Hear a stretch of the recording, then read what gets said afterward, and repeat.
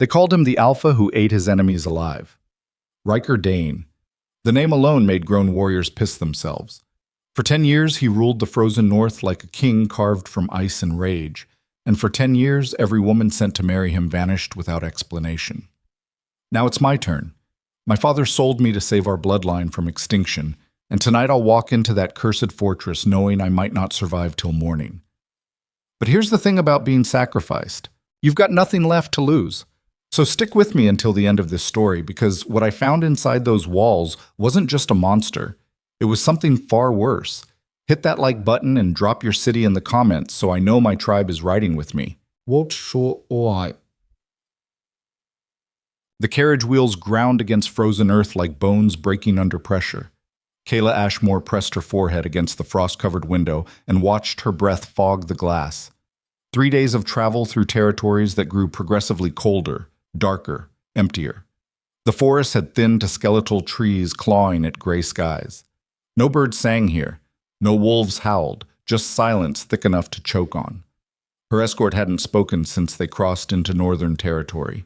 4 massive warriors flanked the carriage, their faces hidden behind scarred leather masks. They moved like shadows, never looking at her directly, never acknowledging her attempts at conversation. One of them had wolf eyes that glowed amber even in daylight. Another had claw marks torn down the left side of his face so deep she could see bone underneath. These weren't soldiers, they were survivors. The carriage hit a rut and Kayla's shoulder slammed against the doorframe. She bit down hard on her tongue to keep from crying out. Blood pooled in her mouth, metallic and warm. She swallowed it and straightened her spine, forcing her hands to stop shaking. Weakness was a death sentence here.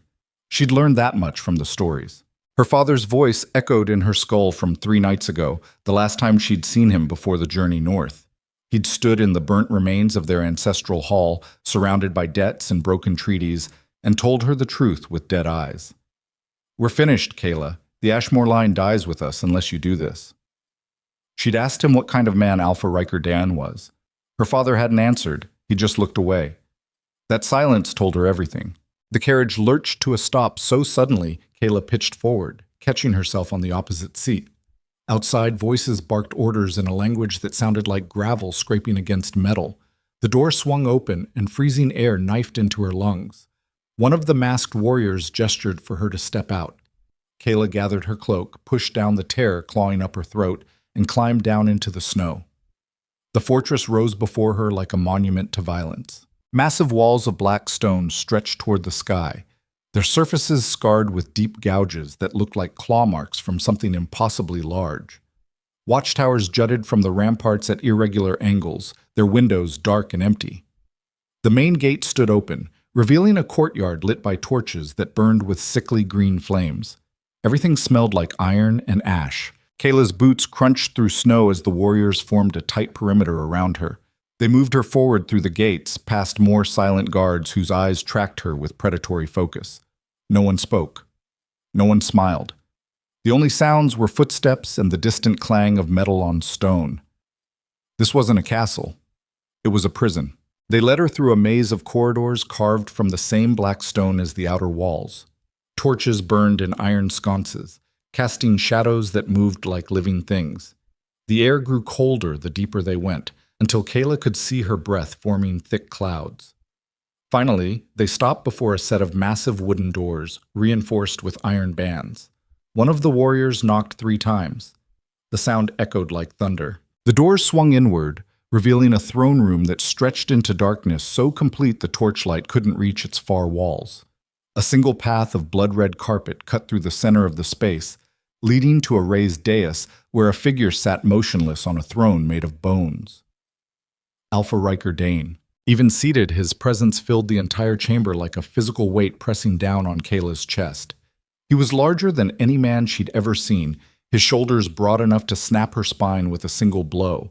Dark hair fell past his collar, framing a face carved from brutal angles and old scars. His eyes glowed wolf gold in the torchlight, fixed on her with an intensity that made her knees want to buckle. He didn't move, didn't speak, just stared at her like she was something he was deciding whether to kill or ignore. The warriors shoved her forward. Kayla stumbled, caught herself, and forced her legs to carry her down that red carpet toward the dais. Each step felt like walking to an execution. Her heart hammered so hard she could feel it in her teeth. Sweat ran down her spine despite the cold. She stopped at the base of the dais and lifted her chin, meeting those terrible golden eyes. Say something, she thought desperately. Say anything. Riker's lip curled back, revealing teeth too sharp to be fully human. You're smaller than the others. His voice was gravel and smoke, low enough to vibrate in her chest. Not a question, just an observation delivered with complete disinterest. Kayla's nails dug into her palms. The others. The women who came before me. I'm Kayla Ashmore, your wife. The word tasted like poison. Riker stood with a movement so fluid it didn't seem possible for someone his size. He descended the dais steps, each footfall deliberate and heavy. He moved like violence contained in skin, like a storm barely held in check. He stopped 3 feet from her. This close, she could see the network of scars covering his exposed forearms, layered over each other like a map of old battles. His scent hit her like a physical blow, something wild and dangerous that made her wolf instinct scream warnings. You know what happens to the women sent here? It wasn't a question, but Kayla answered anyway. Her voice came out steadier than she expected. They disappear. Riker's eyes narrowed. Smart girl. So why are you here? Because my family is dying and I'm the price for their survival. She forced the words out flat and cold, refusing to let him see how terrified she actually was. If she showed weakness now, she'd never recover. Something flickered behind Riker's eyes. Not sympathy. Something darker. Almost like recognition. Your father sold you to save himself. To save our bloodline. There's a difference. Is there? Again, not a question. Riker turned away from her and walked back toward the throne, his movements casual but his shoulders tight with tension. You'll be given chambers in the East Wing. Food will be brought at dawn and dusk. You don't enter the West Wing. You don't go below ground. You don't leave the fortress without an armed escort. Kayla's hands clenched into fists. Those are prison rules. Riker stopped at the base of his throne and glanced back at her. The torchlight caught his face at an angle that made him look less like a man and more like the monster from every nightmare story. This is a prison, girl, and you just locked yourself inside. He sat back down and waved one hand dismissively. The warriors materialized from the shadows and grabbed her arms. Wait, Kayla said, trying to pull free. We're married. Don't I at least get to... Riker's voice cut through the air like a blade. You get to survive. That's the only thing you're entitled to here. Now get out of my sight. The warriors dragged her backward. Kayla fought against them, her boots sliding on the stone floor. What happened to the others? She shouted. The women before me, what did you do to them? Riker's expression didn't change. He just stared at her with those inhuman golden eyes until the warriors hauled her through the doors and slammed them shut. The echo rang through the corridor like a death sentence. They took her to chambers that felt more like a cell dressed up in silk. The room was large but sparse. A 4-poster bed dominated one wall, covered in furs that smelled faintly of smoke. A fireplace burned with the same sickly green flames she'd seen outside. A single window looked out over the courtyard, its glass so thick with frost she couldn't see through it. The warriors deposited her inside and left without a word, locking the door behind them. Kayla stood in the center of the room and waited for her breathing to steady. It took longer than she wanted to admit. Her hands still shook, her heart still raced. But she was alive. For now. She walked to the window and scraped at the frost with her fingernails until she could see through a small patch of glass. The courtyard below was empty except for a single figure standing near the gates. Even from this distance, she recognized the silhouette. Alpha Riker, his back to the fortress, staring out at the frozen wasteland beyond his walls. He stood perfectly still, not moving even when snow began to fall in thick sheets. Kayla watched him for a long time, trying to reconcile the stories she'd heard with the man she'd just met. They said he was a monster, a savage who ruled through terror and bloodshed. But the way he'd looked at her, the way his shoulders had tightened when she mentioned her father selling her, that wasn't the look of a monster. That was the look of someone who understood exactly what it felt like to be traded like livestock. She pulled back from the window and sat on the edge of the bed. The furs were warm, but they didn't stop the cold seeping into her bones. This fortress felt wrong, not just dangerous. Wrong. like something dark lived in its walls and watched everything that happened inside. Kayla laid back and stared at the ceiling, forcing herself to think. She had two choices. She could accept that she was going to disappear like the others, or she could figure out what the hell was happening here and find a way to survive it. The second option was insane, but it was the only one that didn't end with her body buried in unmarked snow. So that's what she'd do. She'd survive. She'd learn the fortress's secrets. She'd figure out what happened to the women before her. And if Alpha Riker Dane thought he could break her just by locking her in a gilded cage, he was about to learn that Ashmore women didn't break. They bit back. 3 days passed in isolation. Food arrived at dawn and dusk like clockwork, delivered by silent servants who never made eye contact. The meals were plain but substantial. Roasted meat, bread, root vegetables.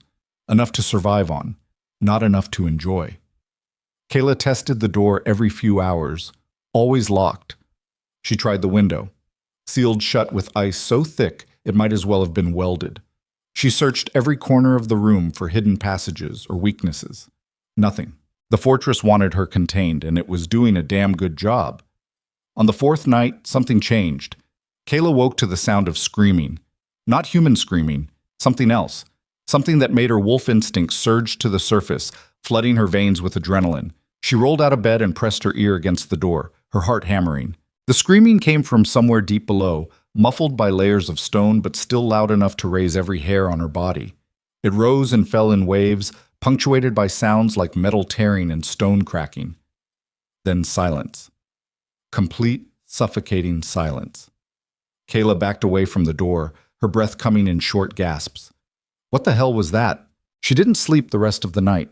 She sat on the bed with her back against the wall, watching the door, waiting for something to crash through it. Nothing came. When dawn finally broke, a servant arrived with food. This one was different from the others. Older.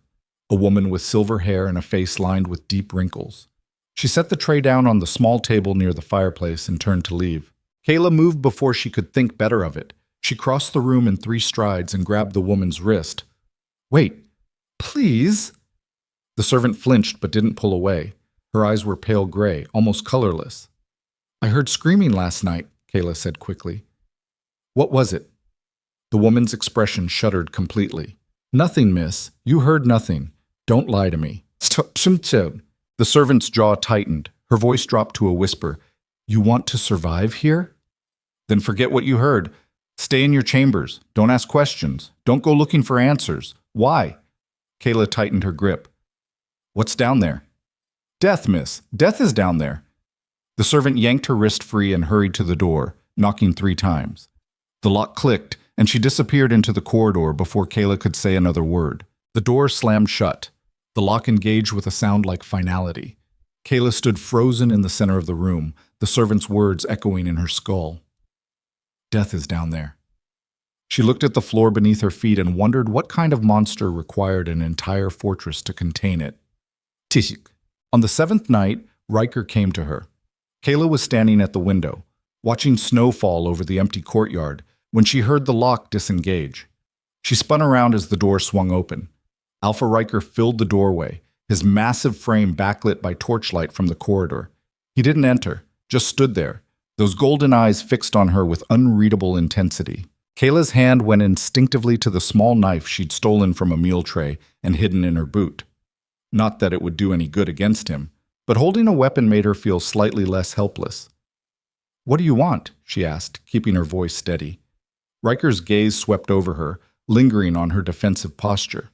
A ghost of something that might have been amusement flickered across his face. Dinner.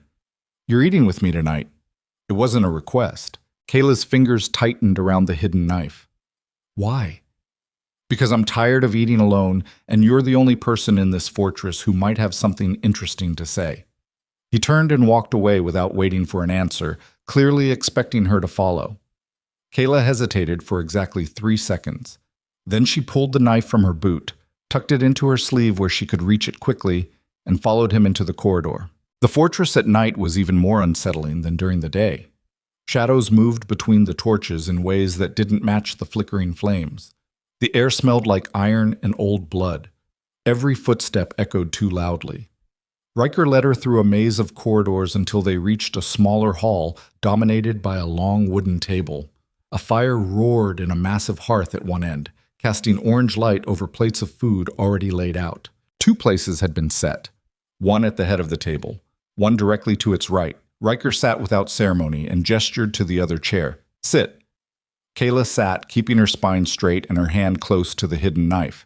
She studied the food: roasted meat, bread, vegetables, and some kind of dark sauce. It smelled good, too good, which immediately made her suspicious. "It's not poisoned," Riker said, not looking at her. "If I wanted you dead, I wouldn't waste good venison on you first." Comforting. She picked up a piece of bread and took a small bite, watching him from the corner of her eye. He ate like someone who'd forgotten what it meant to enjoy food. Mechanically. Efficiently. No pleasure in it. They sat in silence for several minutes. Kayla forced herself to eat, knowing she needed the energy even if her stomach was twisted with nerves. Finally, Riker spoke. "You've been asking the servants questions.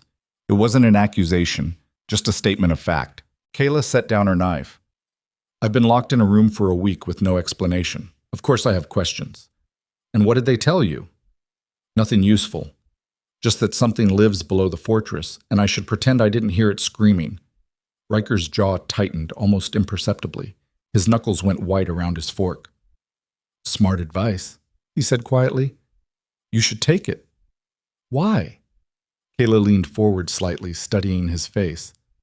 "What are you hiding down there?" His eyes snapped to hers, and for a second she saw something raw and dangerous flash behind them. Then it was gone, locked back down behind that wall of control. "Things that would rip you apart before you could scream," he said flatly. "Things that are better left buried, like your previous wives?" The temperature in the room seemed to drop 10 degrees. Riker set down his fork with deliberate care and turned to face her fully. "You want to know what happened to them?" "Yes." "They left." Kayla barked out a harsh laugh. "That's the worst lie I've ever heard. Believe what you want." Riker stood abruptly, his chair scraping against stone. This dinner was a mistake.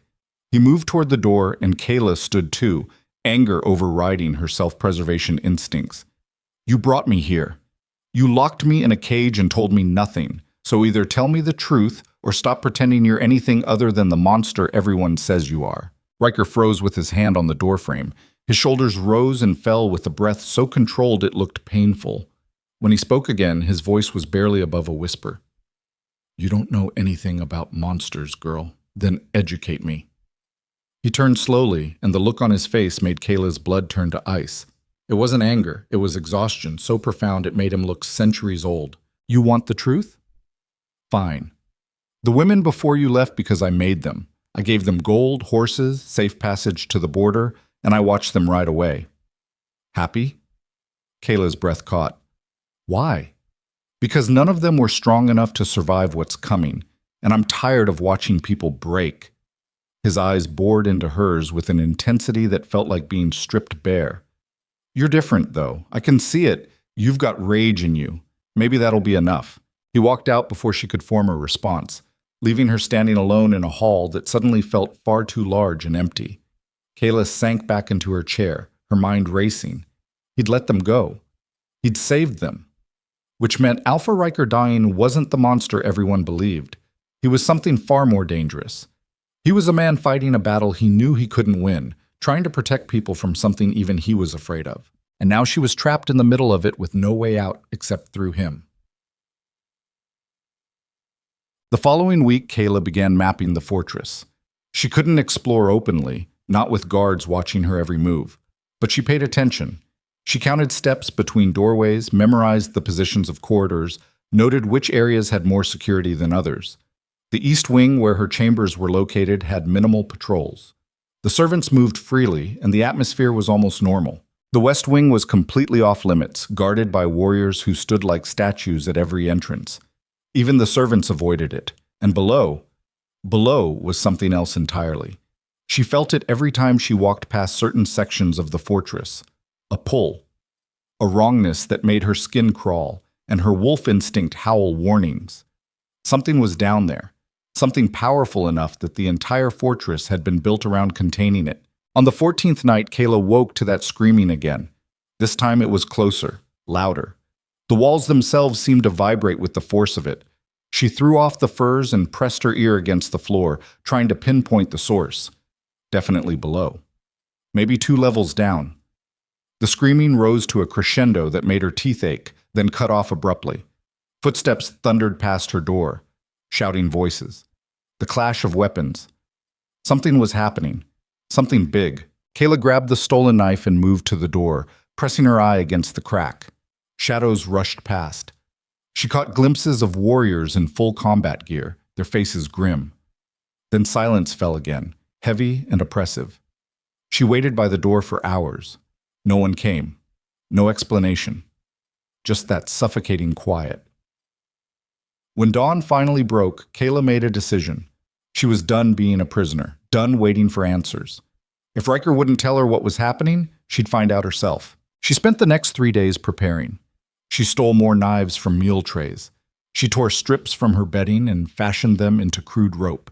She practiced moving silently across the stone floor until she could cross the entire room without making a sound. On the 18th night, when the fortress had settled into its usual dead silence, Kayla picked the lock on her door using a bent fork tine. It took her 47 minutes. Her hands cramped and her shoulders ached from tension. But finally, blessedly, the mechanism clicked.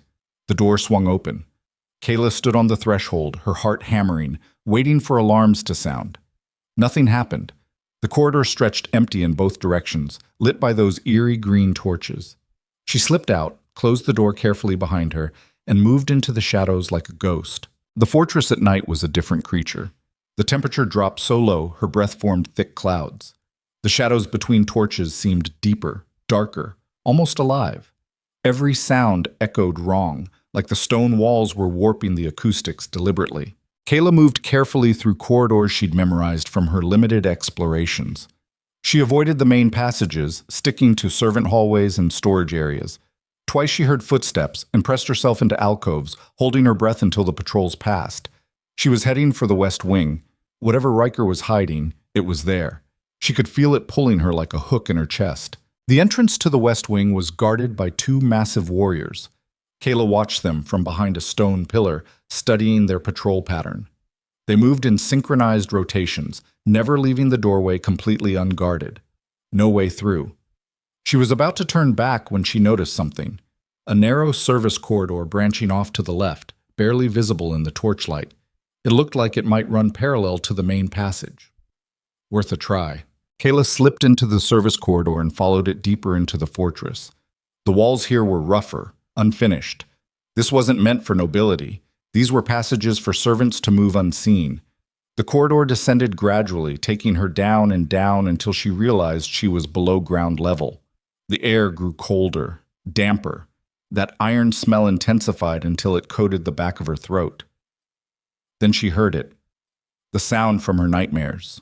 Low growling. Not animal, not human. Something caught between the two. Kayla's entire body screamed at her to run. Her wolf instinct howled in terror. But she forced herself forward, step by careful step, until the corridor opened into a larger space. And she saw what lay beneath the fortress. A massive chamber carved from living rock, its walls covered in chains thick enough to hold a dragon.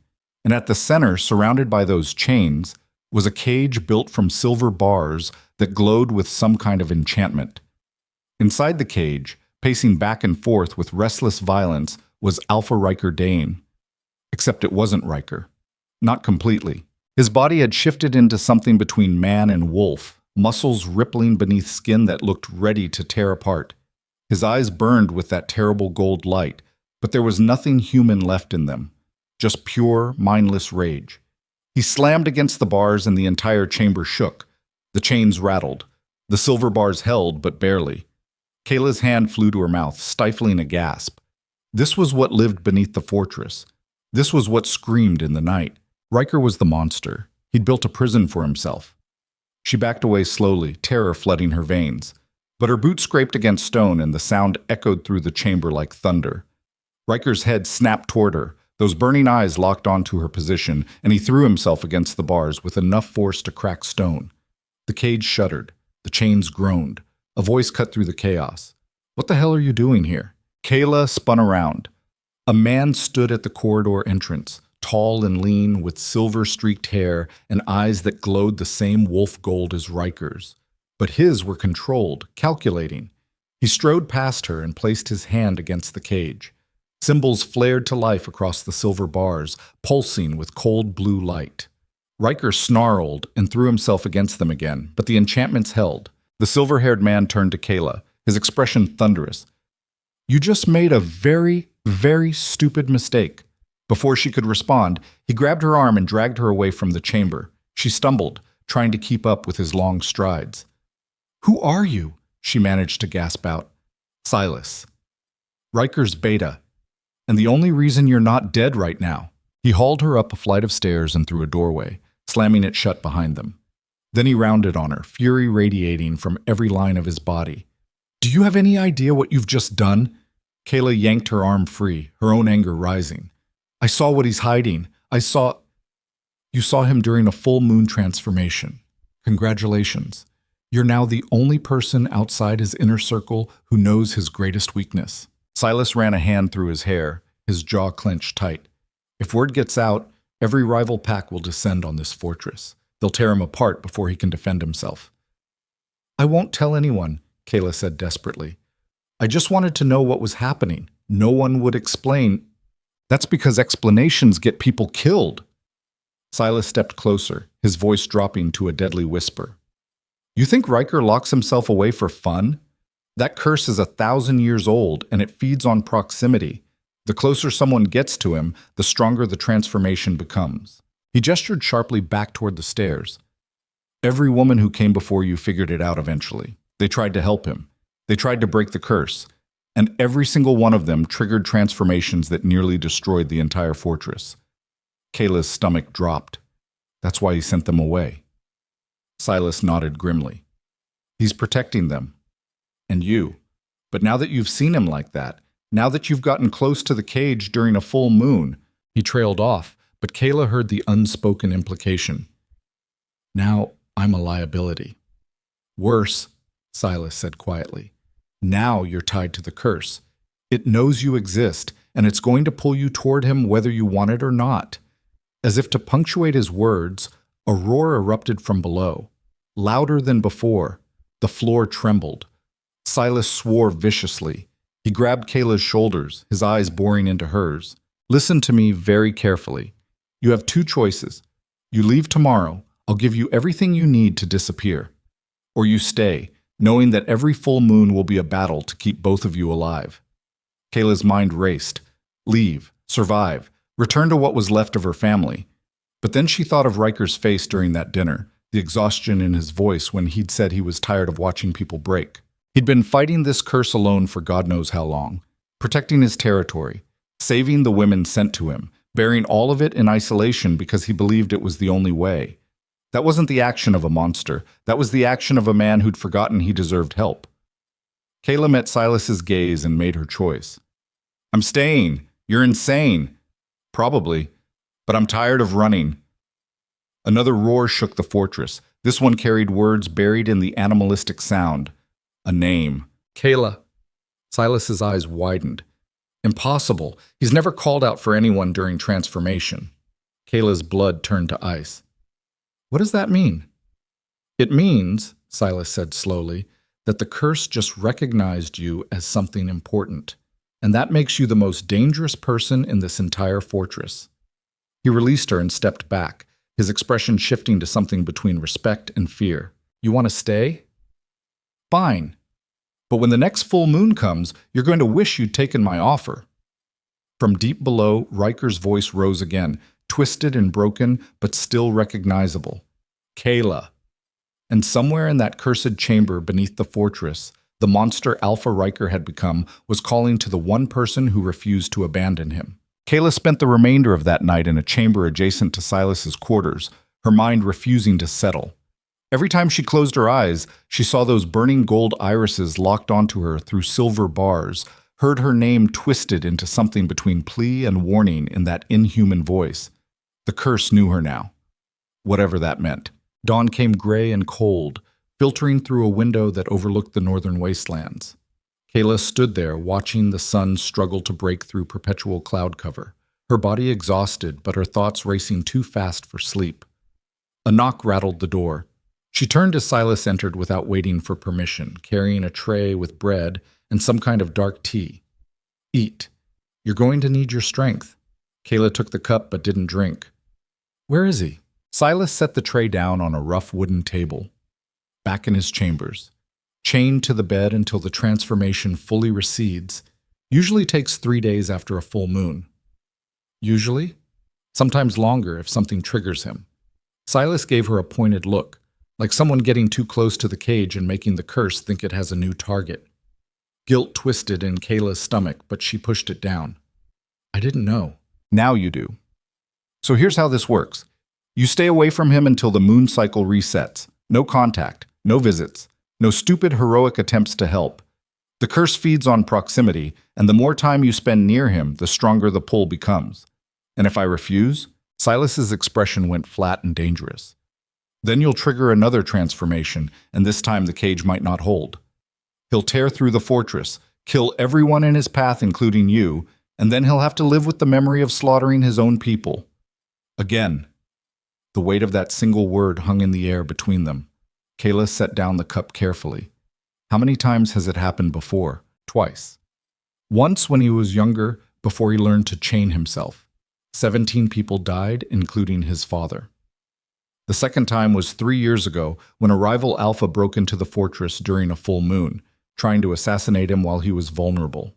What happened? Riker tore him apart.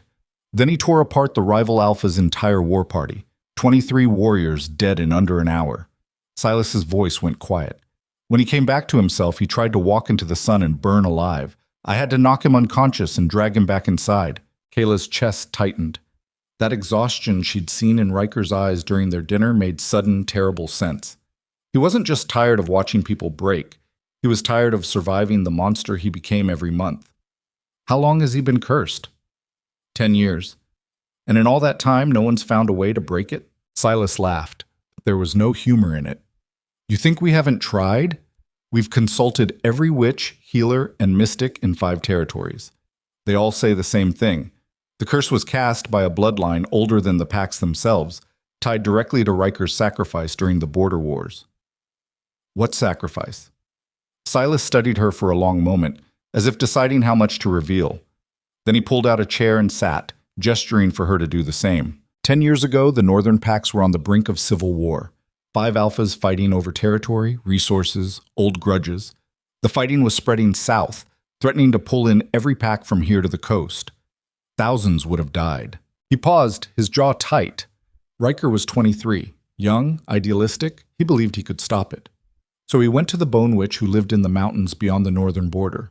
She offered him a deal. She would end the war, force every alpha to submit to his rule, make him powerful enough that no one would dare challenge him again. "Let me guess," Kayla said quietly. "There was a price." "There's always a price." The witch told him the power would come from an ancient curse, something that had been sleeping in the mountain's roots since before the packs existed. It would make him unstoppable in battle, feared by his enemies, strong enough to hold the North together through sheer force. And the cost? 1 night a month? He'd lose himself completely, become the beast the curse was built from. The witch said the transformation would be manageable if he stayed isolated, that over time he'd learn to control it. She lied. Silas's expression went dark. The curse doesn't want to be controlled. It wants to spread, to consume. Every person who gets close to Riker during a transformation risks becoming infected themselves. That's why he sends the women away. That's why he keeps everyone at a distance. He's trying to protect us from what lives inside him. Kayla's fingers curled around the edge of the table. So he sacrificed himself to save the North, and now he's trapped in a cycle he can't escape. Essentially. She thought about that for a long time, watching the gray light creep across the floor. Finally, she looked up at Silas. "What does the curse want?" "What?" "Every curse has a purpose, a goal. What does this one want?" Silas stood abruptly, his chair scraping against stone. "That's not a question you should be asking." "Why not?" "Because the answer won't help you." He moved toward the door, then paused with his hand on the frame. "Stay in this room today. I'll have food sent. Tomorrow you can return to your chambers, but you follow my rules. Distance. No contact. No attempts to help. He left before she could argue. Kayla sat alone in this quiet room, her mind working through everything she'd learned. Riker wasn't the monster the stories painted him as. He was a man who'd traded his humanity for peace, who fought every month to keep the beast inside from destroying everything he'd sacrificed himself to protect. And now that beast knew her name. She should be terrified, should be planning her escape like every woman before her. Instead, she felt something else entirely. Something fierce and stubborn that refused to accept that Riker was fighting this battle alone when he didn't have to be. The curse wanted proximity, wanted to spread. Fine. Then maybe the answer wasn't distance. Maybe it was understanding what the hell the curse actually was and why it behaved the way it did. Kayla stood and walked to the window, staring out at the frozen wasteland beyond the fortress walls. Somewhere in those mountains was a bone witch who'd cursed an alpha and lied about the terms. Which meant answers existed, they just hadn't been found yet. She was still standing there when evening fell, and Silas returned with dinner. "I need to see him," she said without preamble. "Absolutely not. Not during the transformation. After. When he's himself again. I need to talk to him." Silas set the tray down hard enough to rattle the dishes. "Did you hear anything I said this morning?" "Every word. But I'm not leaving, and I'm not hiding in a cage while he suffers through this alone every month. So either you let me speak with him, or I'll find my way to his chambers myself." Silas stared at her like she'd grown a second head. "You're either incredibly brave or incredibly stupid. Both, probably." A ghost of a smile flickered across his face, gone before it fully formed. "You remind me of someone." His mother. Same stubborn streak. What happened to her? She died defending this fortress during a raid when Riker was 16, fought like hell, took down 7 warriors before they finally overwhelmed her. Silas's expression softened slightly. "She would have liked you, would have said you had the spine for this life." High praise from a dead woman. The highest. He sighed and rubbed his face. "Fine, I'll take you to see him, but not until tomorrow evening at the earliest, and if he's still showing signs of transformation, we turn around immediately. Understood?" "Understood." Silas left again, muttering something about stubborn females and death wishes. Kayla ate her dinner mechanically, her thoughts already on the conversation ahead. She needed to know more about the curse, needed to understand why it had reacted to her specifically. If there was even the smallest chance she could help break it, she had to try. Not because she'd fallen for Riker, she barely knew him, but because she understood what it meant to carry a weight you never asked for, to sacrifice yourself for something bigger and have no one acknowledge the cost. Her family had traded her to save themselves. Riker had traded his humanity to save thousands. The situations weren't identical, but the loneliness at their core was the same. And loneliness was something Kayla knew intimately. She'd been alone her entire life. Even surrounded by family, she'd always been separate, too wild, too angry, too unwilling to bend herself into shapes that pleased other people. Her father had called it a flaw. Her mother had tried to train it out of her. But here, in this cursed fortress with an alpha who fought monsters inside himself every month, that wildness might finally be worth something. The next day crawled by with agonizing slowness. Kayla paced the small chamber until she'd memorized every crack in the stone floor. She tried to sleep, but her mind wouldn't settle. Eventually, she gave up and spent the afternoon doing exercises to keep her body sharp, pushing through sets of movements until sweat soaked her clothes and her muscles burned. When Silas finally returned at dusk, she was ready. He led her through the fortress in silence, taking a route that avoided the main corridors. They descended 2 levels, moved through passages that grew progressively colder until they reached a section of the west wing she hadn't seen before. 2 guards flanked a heavy iron door. They nodded at Silas, but their eyes tracked Kayla with obvious suspicion. "She's cleared," Silas told them. "Let her through." The guards exchanged glances but stepped aside. Silas opened the door and gestured for Kayla to enter. The chamber beyond was sparse and functional. A large bed dominated one wall, its post scarred with claw marks. Heavy chains lay coiled on the floor beside it. A single window looked out over darkness. And sitting in a chair near the fireplace, staring into flames that burned low and orange, was Alpha Riker. He didn't turn once they entered, just kept watching the fire, his shoulders tense beneath a shirt that looked like it had been hastily thrown on. She insisted, Silas said quietly. Thought you should know she's not leaving. Riker's jaw tightened, but he still didn't look at them. Get out. Silas left without another word, closing the door behind him.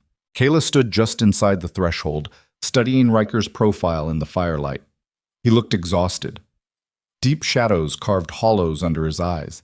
His hands rested on his knees, but she could see tremors running through his fingers. You shouldn't be here, he said, his voice rough as gravel. I know. Then why are you? Because I saw what you're fighting, and I'm not running from it. Riker's hands clenched into fists. You should. Everyone else does. Everyone else doesn't know what you sacrificed to get that curse. His head snapped toward her then, those gold eyes burning even in his exhausted state. Silas told you. He thought I deserved the truth. The truth. Riker laughed bitterly. The truth is, I'm a fool who made a deal with something I didn't understand, and now I'm paying for it every month with blood and madness. That truth helpful for you? Kayla moved closer, ignoring the way his body tensed like a predator preparing to strike. It tells me you're not the monster you think you are. I tore my father apart, Kayla, ripped through 23 warriors in a single night. The monster is exactly what I am. No. Kayla stopped a few feet from his chair, close enough to see the network of scars covering his forearms, the way his pulse jumped in his throat. The monster is what happens when you lose control. The rest of the time you're a man trying to hold a territory together while fighting a curse that should have killed you years ago. Riker stood slowly, unfolding to his full height. He towered over her, but Kayla held her ground. You think you understand because Silas gave you the tragic backstory? You don't know what it's like. You don't know what I hear in my head every month as the transformation takes hold, the things the curse whispers, the hunger. Then tell me, why? So you can pity me? So you can try to fix something that's been broken for a decade?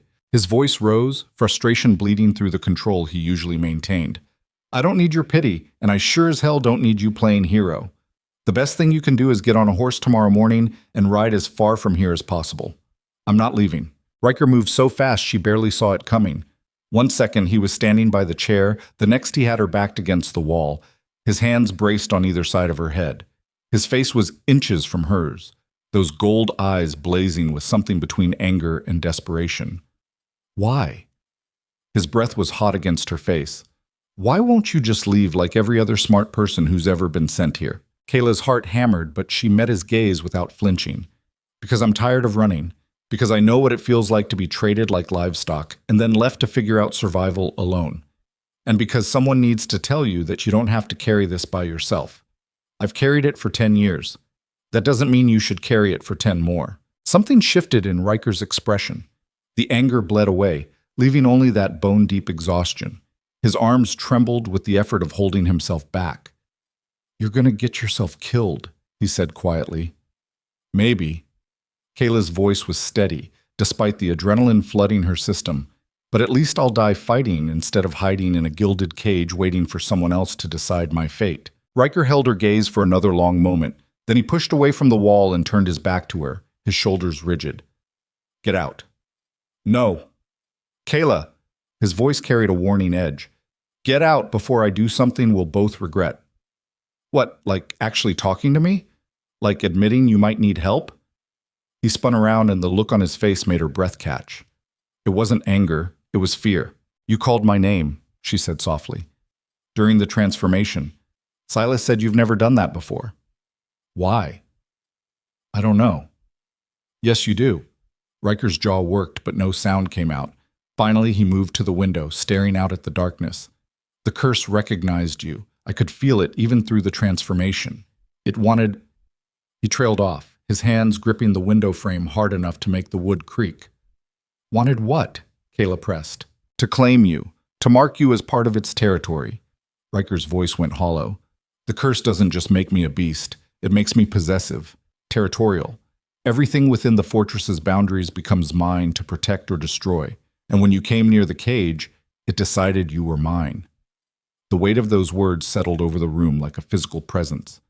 Kayla processed that, her mind racing. So the curse thinks I belong to you. Not thinks. Knows. It's already started marking you. That pull you feel toward the fortress, toward me, that's not curiosity. That's the curse's influence spreading. Can it be stopped? Riker finally turned to face her. His expression was raw, every defense stripped away. Distance. Time. If you leave now, the mark will fade. You'll be free. And if I stay? Then every full moon, the pull will get stronger. You'll feel the transformation even from a distance. Eventually, you won't be able to stay away, and when you come to me during the change, I won't be able to stop myself from what? From claiming you completely. From binding you to the curse in ways that can't be undone. His hands clenched at his sides. You'll become part of it. Part of me. And if the curse ever consumes me fully, it'll take you with it. Kayla absorbed that information, feeling the truth of it resonating in her bones. That pull she'd felt toward the chamber below, toward Riker himself, it wasn't just curiosity or attraction. It was something older, something primal. How long do I have? Until the next full moon. 3 weeks. And if I stay those 3 weeks? If I try to find a way to break the curse before it claims me? Riker's laugh was bitter. You think you can succeed where every healer and mystic in 5 territories has failed? I think you've been trying to solve this alone.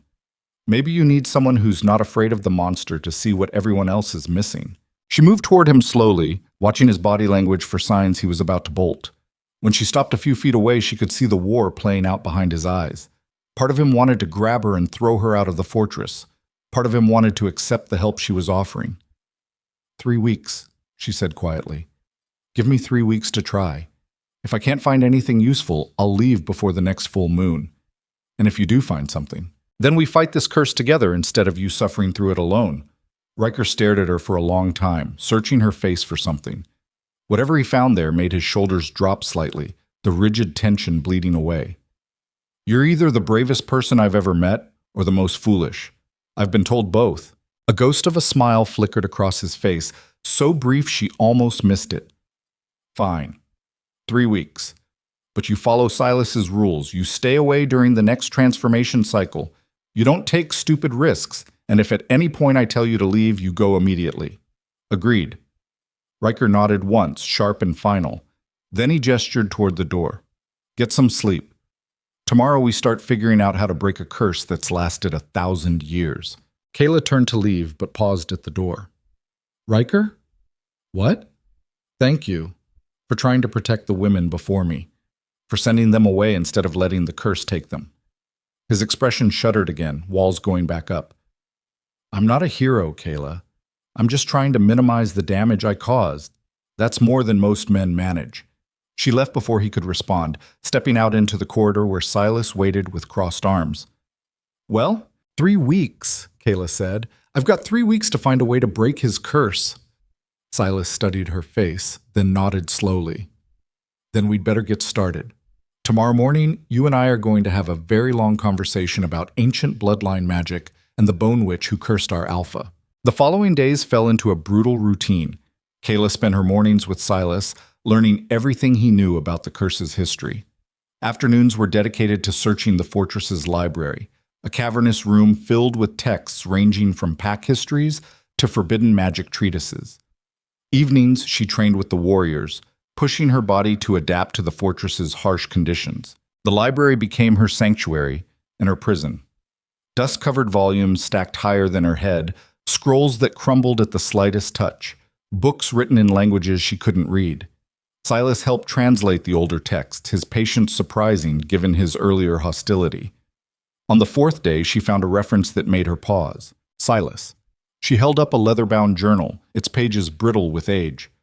This is a journal from one of the pack's healers, dated 40 years ago. She writes about treating an alpha who was cursed with uncontrollable transformations. Let me see. Silas took the journal carefully, his eyes scanning the faded text. This is about the previous Northern Alpha. Riker's grandfather. He was cursed too? Apparently.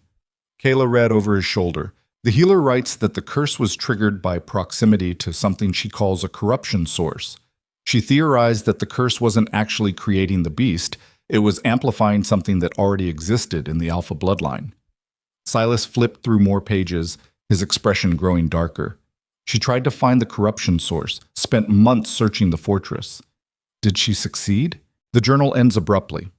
Last entry says she was going into the lower levels to investigate. There's nothing after that. Kayla and Silas exchanged glances. The lower levels, where Riker's cage was built. We need to go down there, Kayla said. During the day when he's not transforming, there's something below the fortress and everyone's been too afraid to investigate properly. That's because people who go too deep don't come back. Then we'll be careful. Silas closed the journal, his jaw tight. I'll talk to Riker. If he agrees, we go tomorrow. That evening, Kayla found Riker in the training yard, sparring with 3 warriors simultaneously. She watched from the edge of the courtyard as he moved with brutal efficiency, his strikes precise and devastating.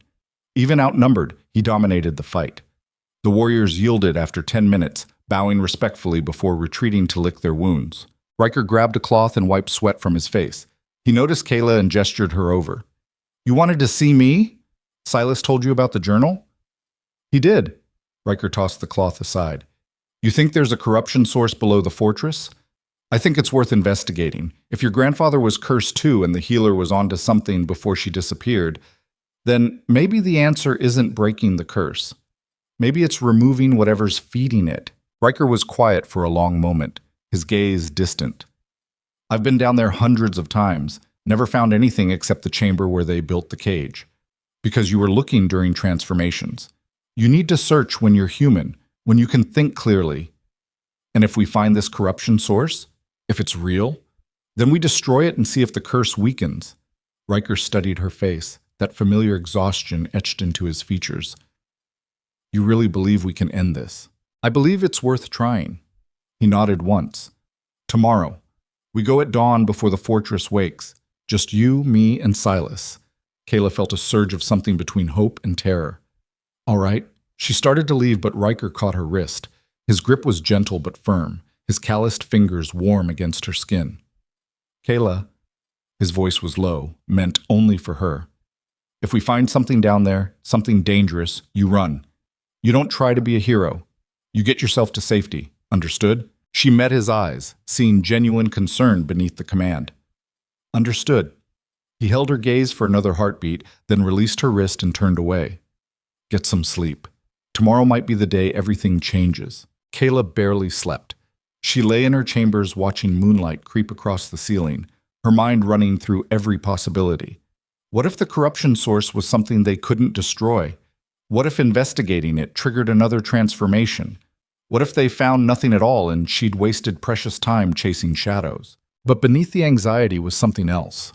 Determination. For the first time since arriving at the fortress, she felt like she was moving toward something instead of just surviving. Dawn came cold and gray. Kayla dressed in practical clothes, strapped her stolen knives to her belt, and met Silas and Riker in the corridor outside her chambers. Riker looked different in the early morning light. Younger, somehow. The perpetual hardness in his expression had softened slightly, replaced by something that might have been cautious optimism. Ready? He asked. Ready. They descended into the fortress's depths through a series of passages Kayla hadn't seen before. The air grew colder with each level, the stone walls slick with moisture. Torches burned at intervals, but their light barely pushed back the darkness. Finally, they reached the chamber where Riker's cage stood empty, its silver bars still glowing faintly with residual enchantment. Beyond the cage, set into the far wall, was a door Kayla hadn't noticed during her first visit. It was made of the same black stone as the fortress itself, covered in symbols that seemed to writhe when she looked at them directly. That door's been sealed since before I was born, Riker said quietly. My father told me never to open it, said whatever was behind it needed to stay buried. But your grandfather knew, Kayla said. He knew something was down here. Apparently. Riker approached the door, his hand hovering over the symbols.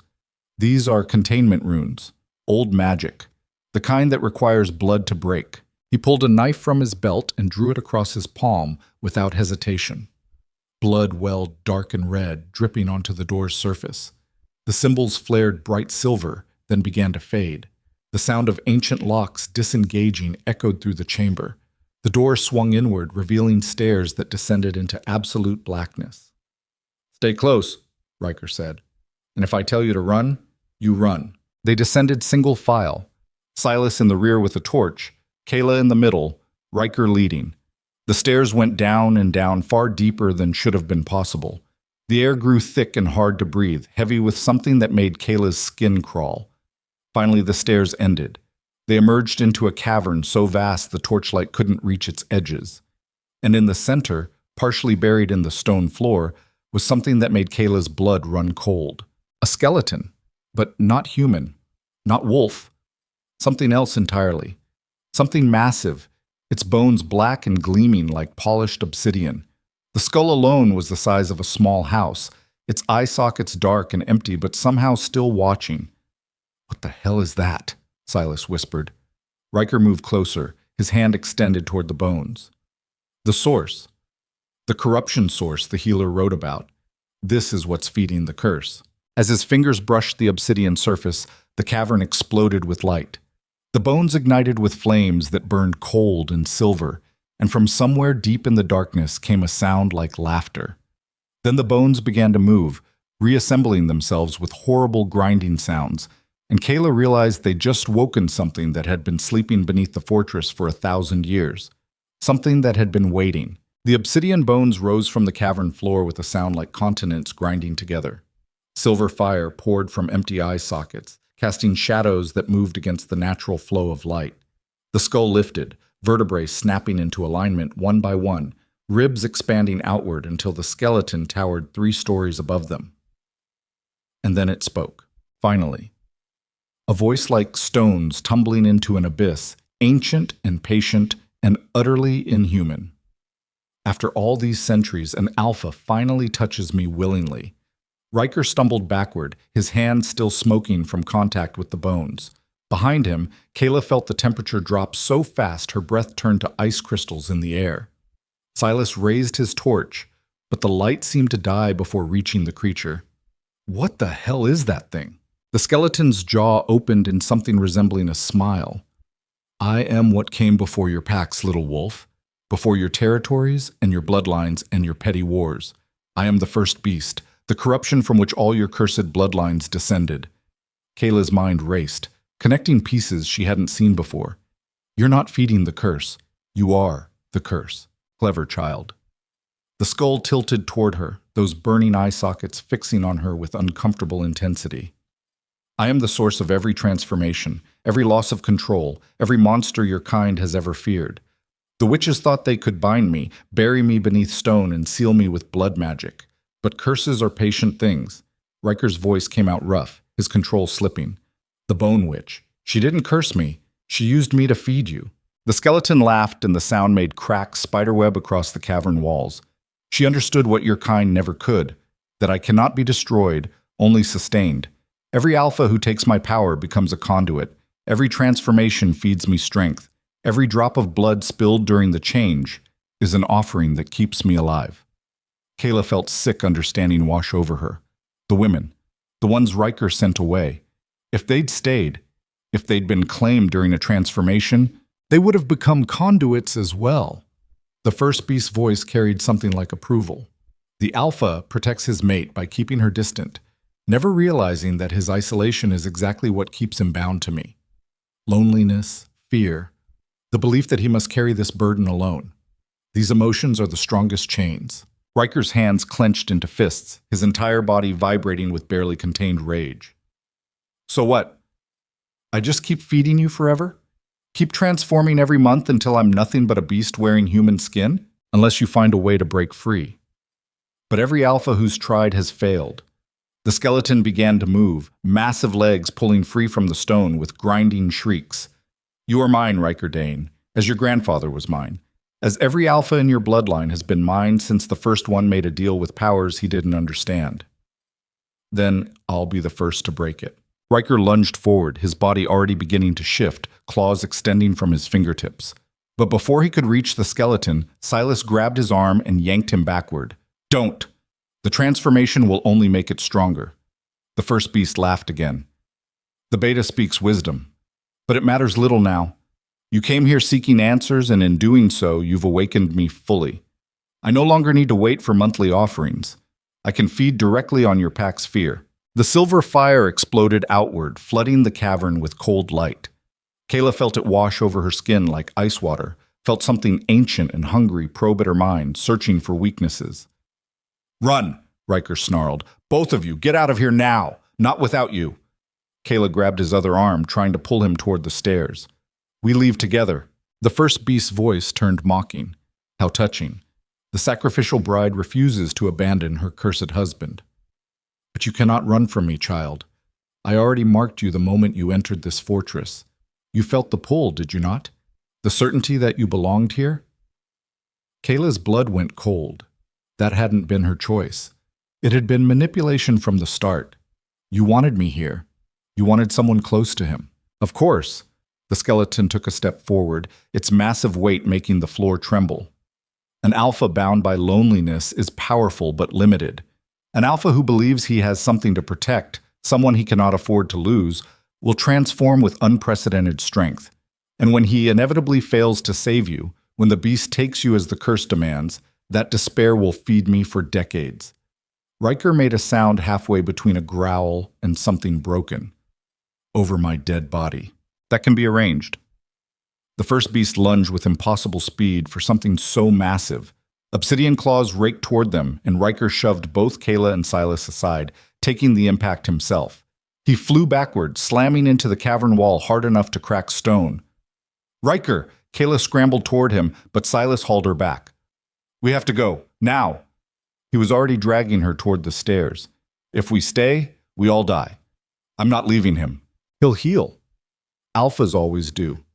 But if that thing kills you, it wins everything." Kayla watched Riker struggle to his feet, blood streaming from deep gashes across his chest. His eyes met hers across the cavern, and in that split second she saw everything he couldn't say. The apology, the fury at himself for bringing her into this, the desperate need for her to survive even if he didn't. Then the first beast moved between them, cutting off her line of sight. "Run, Kayla!" Riker's voice carried over the creature's laughter. "Run, and don't look back." Silas yanked her onto the stairs and they ran, taking steps 2 and 3 at a time. Behind them, sounds of battle erupted, Riker's snarls mixing with the first beast's laughter, the crash of stone and bone colliding. They burst into the chamber with the cage, Silas slamming the black door behind them. He pressed his hands against it, muttering words in a language Kayla didn't recognize. Symbols flared across the door's surface, sealing it. "That won't hold long." Silas was already moving toward the exit. "We need to evacuate the fortress. If that thing gets loose, what about Riker?" Silas's expression went hard. "Riker stays. He's the only thing powerful enough to keep it contained while we get everyone out. You're asking him to sacrifice himself. I'm asking him to do what he's always done, protect his pack at the cost of his own survival." The words hit like a physical blow. Kayla stood frozen, her mind screaming at her to go back, to help, to do something other than abandon him to fight alone. But deep in her bones, she knew Silas was right. Riker wouldn't leave that cavern as long as the first beast was awake. He'd fight until his body gave out because that's who he was. The Alpha, who carried impossible burdens because he believed no one else could. And she was being asked to let him. They emerged into the main fortress to find chaos already spreading. Warriors ran through corridors, shouting orders. Servants fled with whatever possessions they could carry. The stone itself seemed to tremble with the force of the battle raging below. Silas grabbed the nearest warrior by the shoulder. "Sound the evacuation alarm. Everyone out, women and children first, then anyone who can't fight." The warrior's eyes went wide. "Alpha's orders? My orders. Move."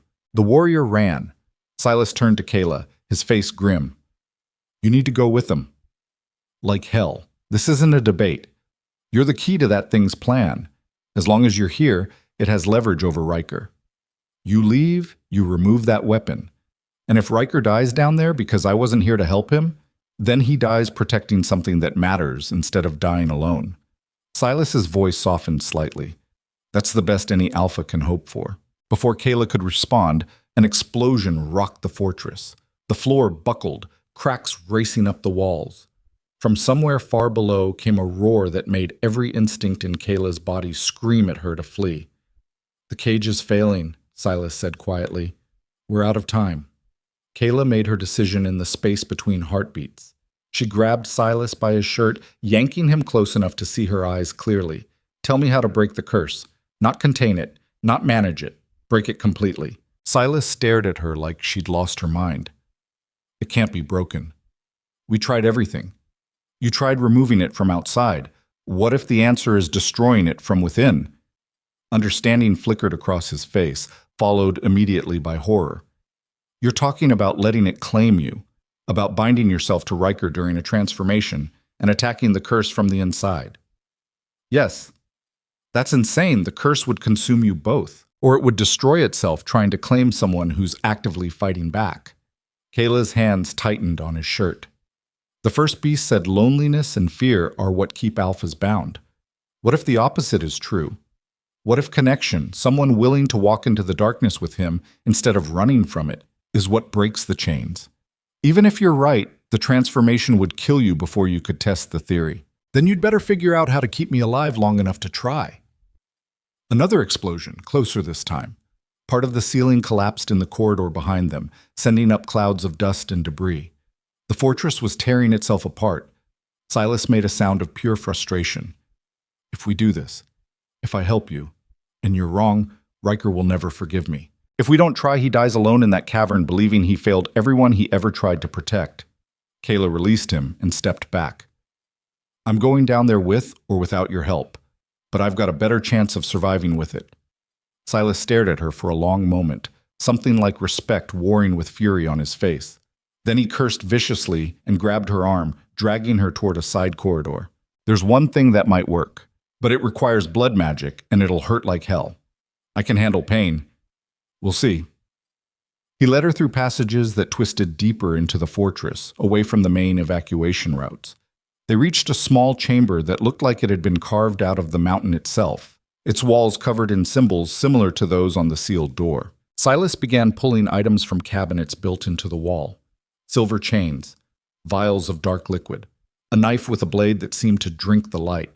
The curse recognizes you as marked territory. That's why you feel the pull. We need to amplify that mark. Make it so strong the curse can't distinguish between you and Riker. If it works, you'll be able to share the transformation, feel what he feels, fight from inside the beast instead of outside. And if it doesn't work, you'll die screaming as your body tears itself apart, trying to change into something it was never meant to be. Kayla swallowed hard but held out her arm. Do it. Silas took her wrist, his grip gentle despite the violence about to come. This is going to rewrite your entire being. You won't be fully human anymore, won't be fully wolf. You'll be something in between, bound to Riker in ways that can never be undone. Even if we break the curse, that connection will remain. Good. Because I'm done with half measures and safe choices. Either we end this tonight or we die trying. Something that might have been approval flickered in Silas's eyes. You really do have his mother's spine. He raised the knife and drew it across her forearm in one quick motion. Blood welled dark and fast, spilling onto the floor where symbols began to glow. Then he poured one of the vials over the wound, and Kayla's entire world became fire. Through the haze of pain, she felt something else. A presence. Riker's consciousness, distant but growing closer, fighting desperately in that cavern below. She could feel his exhaustion, his injuries, the way the first beast was slowly wearing him down. And she felt the exact moment he sensed what was happening to her. No. His voice in her mind, raw with horror and fury. Kayla, no. What did you do? Saving you, you stubborn bastard. Even thinking the words sent fresh waves of agony through her skull. Whether you want me to or not. The pain began to recede, replaced by something else. Power. Raw and primal and utterly foreign. Kayla gasped as her senses sharpened to impossible levels. She could hear heartbeats throughout the fortress. Smell fear and blood and smoke. Feel the vibrations of battle through the stone beneath her feet. Silas was watching her with wary eyes, his hand on a weapon she hadn't noticed him draw. How do you feel? Like I could tear through walls. Kayla flexed her fingers and saw claws extend briefly before she forced them back. Like something ancient just woke up inside me and it's hungry. That's the curse recognizing you as pack, as territory, as his. Silas didn't lower the weapon. Can you control it? Kayla took a deep breath, focusing on the connection she could now feel thrumming between her and Riker. Yes. Barely. But yes. Another explosion rocked the fortress, this one strong enough to knock them both off balance. Screaming echoed from somewhere above. The evacuation was in progress, but they were running out of time. Go! Silas tossed her one of the silver chains. Wrap that around your wrist. It'll help anchor you during the transformation. And Kayla? She met his eyes.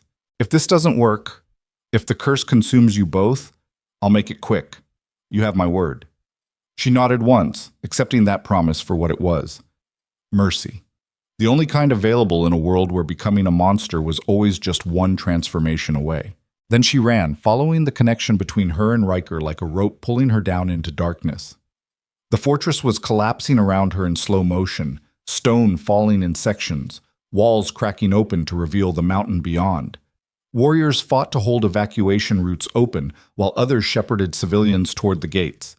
No one tried to stop her as she descended. They all saw what she'd become, felt the power radiating off her in waves, and got the hell out of her way.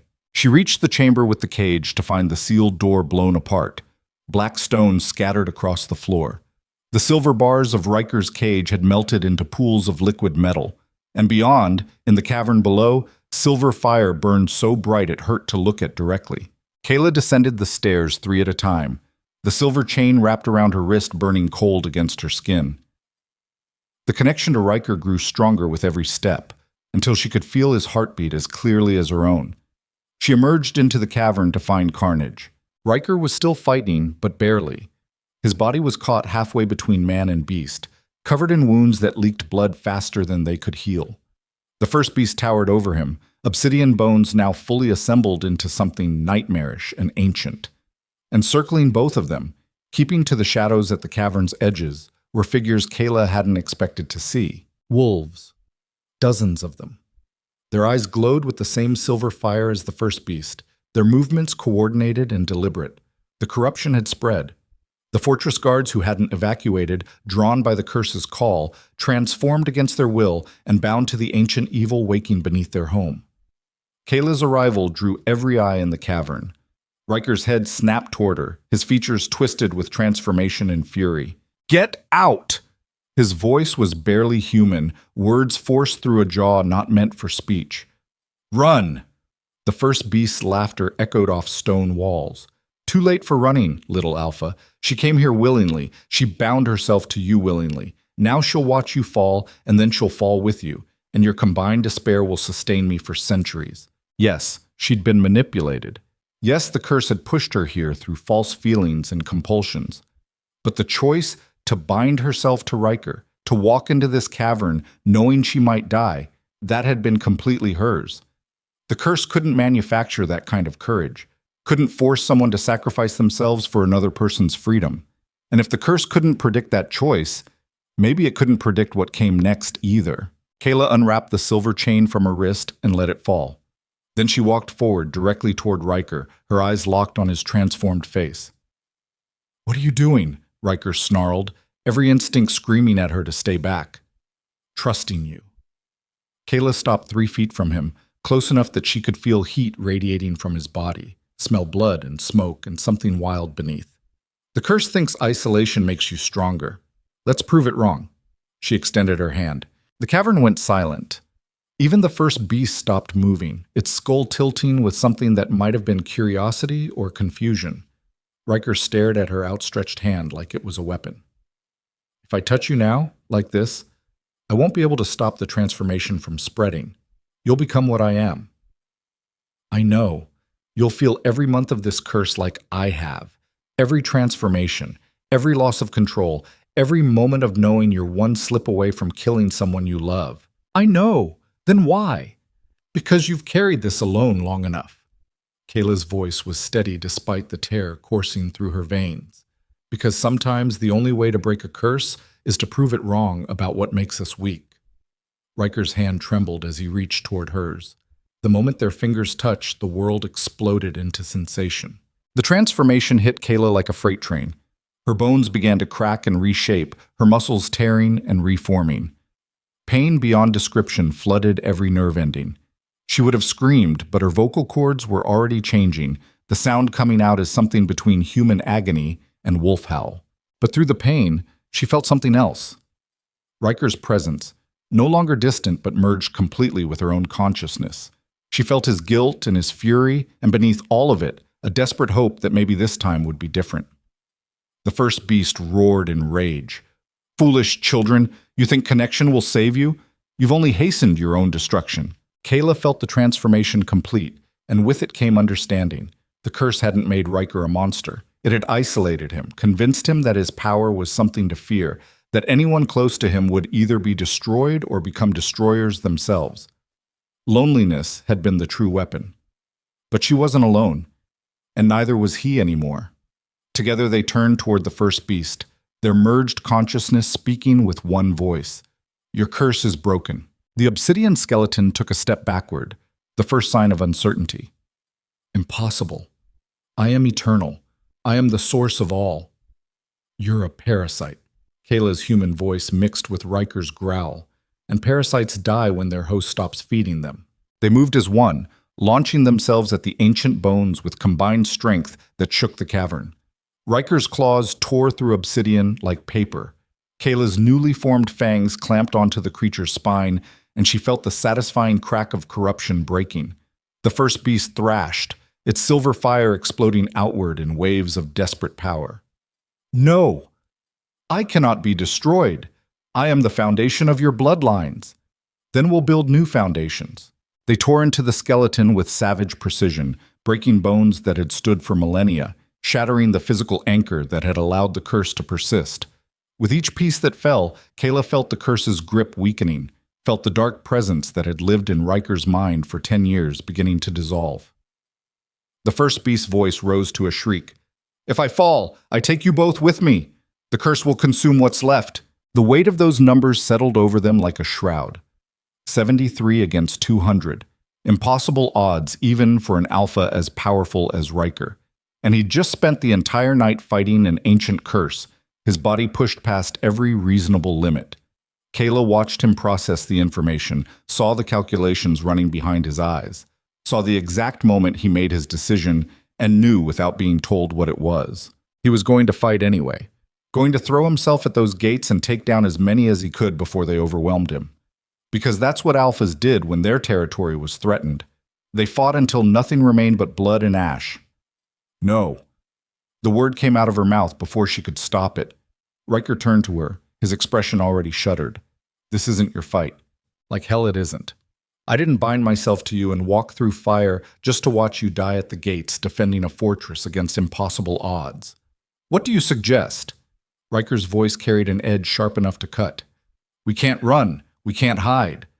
Those packs smell blood in the water, and they won't stop until they've torn through every wall and killed everyone inside. Then we don't defend. We attack." Both men stared at her like she'd lost her mind. Kayla pushed past her exhaustion, her mind racing through possibilities. "They think you're weak. They think the fortress is falling apart and you're barely holding on. That's their advantage. So we take it away." "How?" Silas asked. "We meet them in the open, before they reach the fortress. We make them fight on our terms, in terrain we choose, with tactics they won't expect." Riker shook his head. "Even in open ground, we're outnumbered 3-1. They'll surround us and pick us apart. Not if we don't give them time to surround anything." Kayla looked between them, feeling pieces of a plan slot into place with desperate clarity. The border pass. It's narrow enough that numbers don't matter as much. They'll have to come at us in smaller groups. That's 20 miles north. Silas's eyes narrowed. We'd have to march our injured warriors through rough terrain and arrive exhausted. Better than waiting here for them to breach the walls and slaughter us in our sleep. Kayla turned to Riker. "You know I'm right." Riker studied her face for a long moment. When he spoke, his voice was quieter.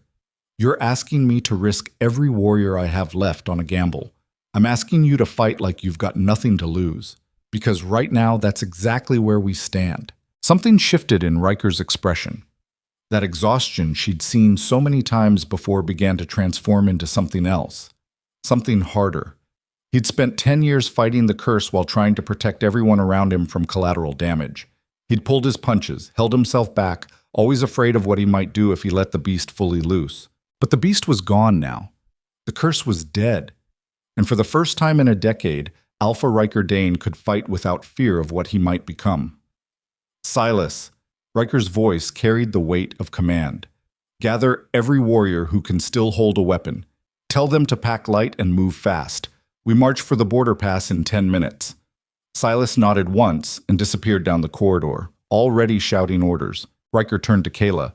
You fight beside me. You follow my commands without question. I won't have time to protect you if things go wrong. I don't need protection. I need weapons. A ghost of a smile flickered across his face, gone before it fully formed. Armory is 2 levels down. Take whatever you can carry. They armed themselves in grim silence. Kayla chose 2 short swords that felt balanced in her hands, a belt of throwing knives, and a bow with a quiver of arrows. Practical weapons. Nothing fancy. The kind of gear designed for killing efficiently and surviving longer than the person trying to kill you. Around them, warriors moved with practiced precision. They'd done this before, prepared for battle, knowing the odds were stacked against them. But there was something different in the air now. A desperate energy that came from realizing this might be the last fight any of them ever walked into. Kayla caught sight of her reflection in a polished shield and barely recognized herself. Ash streaked her face, blood dried in her hair, and her eyes carried a hardness that hadn't been there a month ago. She looked like someone who'd walked through hell and come out the other side carrying pieces of the fire. Good. She'd need that fire for what was coming. They assembled in this courtyard as dawn broke gray and cold over the mountains. 73 warriors, most carrying injuries from the night before, all wearing expressions that said they knew exactly how thin their chances were. Riker stood before them, his presence somehow larger than his physical form. When he spoke, his voice carried to every corner of the courtyard. 4 packs march on us thinking we're broken, thinking the North is weak and ripe for the taking. They're wrong. He paused, letting that sink in. Some of the warriors straightened slightly, chins lifting. We're going to meet them at the border pass. We're going to show them that the North doesn't break just because the ground shakes. And we're going to remind every Alpha from here to the coast why they fear our territory. His eyes swept across the assembled warriors, landing on each face for just a moment. Kayla felt the weight of his gaze when it reached her. Some of you won't make it back. That's the reality we face, but every one of you who falls will take 10 of them with you. Every drop of blood we spill will be paid back 100 times over. Because we're not just fighting for territory, we're fighting for the right to exist without bowing to tyrants who think might makes right. Riker drew his sword, the blade catching the weak dawn light. The North doesn't kneel, the North doesn't surrender. And today, the North teaches the rest of them why. The warriors roared, the sound echoing off stone walls. It wasn't quite defiance, it was something older. The sound of people who'd been pushed to the edge and decided that if they were going to fall, they'd drag their enemies down with them. They marched out of the fortress as the sun fully crested the mountains. 73 warriors and 1 Alpha who'd finally been freed from the chains that bound him. They moved fast through terrain that would have broken lesser fighters, pushing their battered bodies through pure force of will. Kayla stayed close to Riker, watching the way he moved. Even exhausted, even injured, he carried himself with the certainty of someone who knew exactly how dangerous he was. The curse might be gone, but the power remained. 10 years of channeling something ancient and terrible had left its mark, reshaping him into a weapon that could function even past the point where normal bodies would have failed. Around them, warriors whispered. Some cast nervous glances at Kayla, clearly unsure what to make of the woman who'd bound herself to their Alpha and survived. Others watched Riker with something between awe and fear, wondering what he'd become down in that cavern, whether the beast was truly gone or just sleeping deeper. Silas fell into step beside her as they navigated a particularly rough section of trail. You know what happens if we lose today? We all die.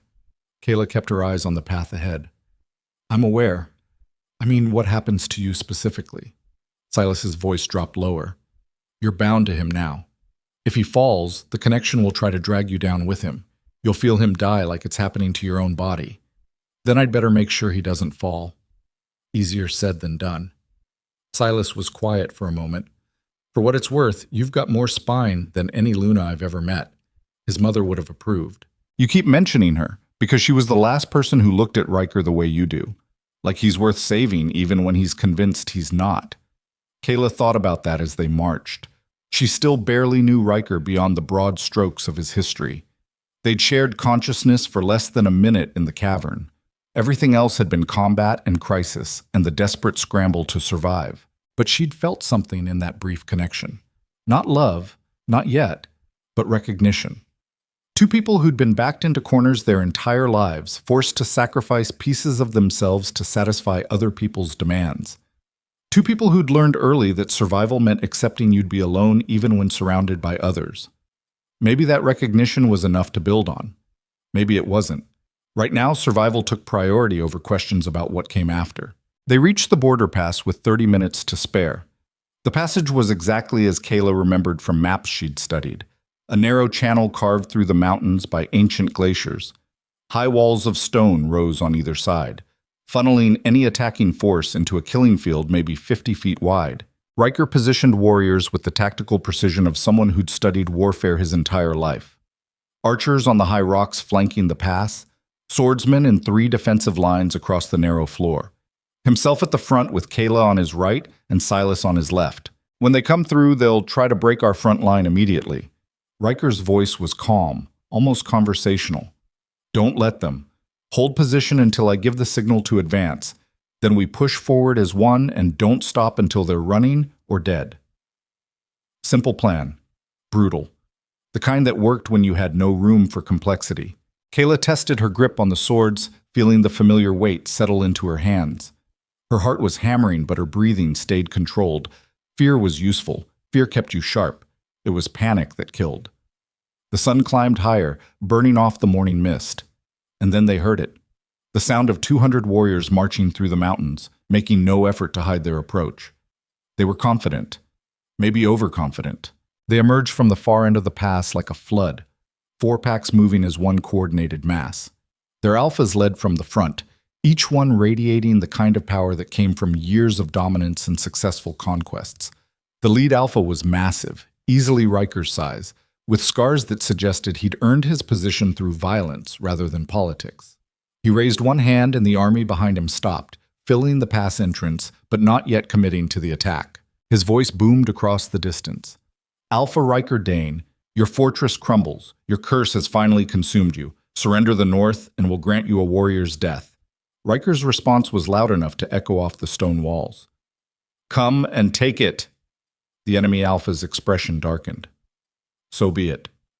Your pride will be your tomb. He dropped his hand and 200 warriors surged forward. Time compressed into moments of pure chaos. The first wave hit Riker's defensive line like a hammer, the impact sending shockwaves through the ranks. But the line held. Barely. Warriors fought with the desperation of people protecting their last piece of ground, every block and parry executed with precision born from years of training. Kayla found herself in the thick of it immediately. A warrior twice her size swung an axe toward her head. She ducked under it, drove her sword up through his ribs, and was already moving before his body hit the ground.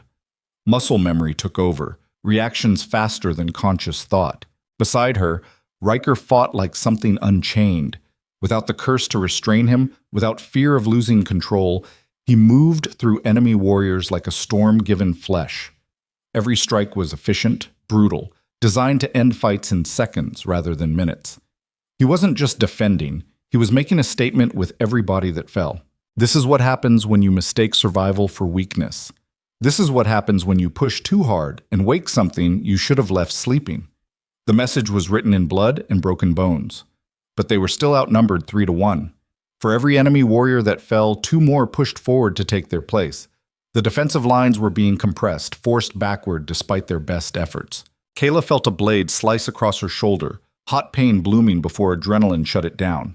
She spun, taking the attacker's head off with a stroke that would have been impossible a month ago. The bond she'd formed with Riker had left her faster, stronger, more dangerous than her body should have allowed. Fall back! Riker's command cut through the chaos. Second line, advance! The warriors executed the maneuver flawlessly, fresh fighters moving up to relieve the exhausted front line. It bought them precious seconds, but Kayla could see the math. They were being ground down. Another 10 minutes, and the enemy would break through completely. She caught Riker's eye across the battlefield, saw the same calculation running behind his gaze. He knew they were losing. Knew that any minute now he'd have to make the choice between retreat and death. Then a sound split the air that made every warrior on both sides freeze, a howl.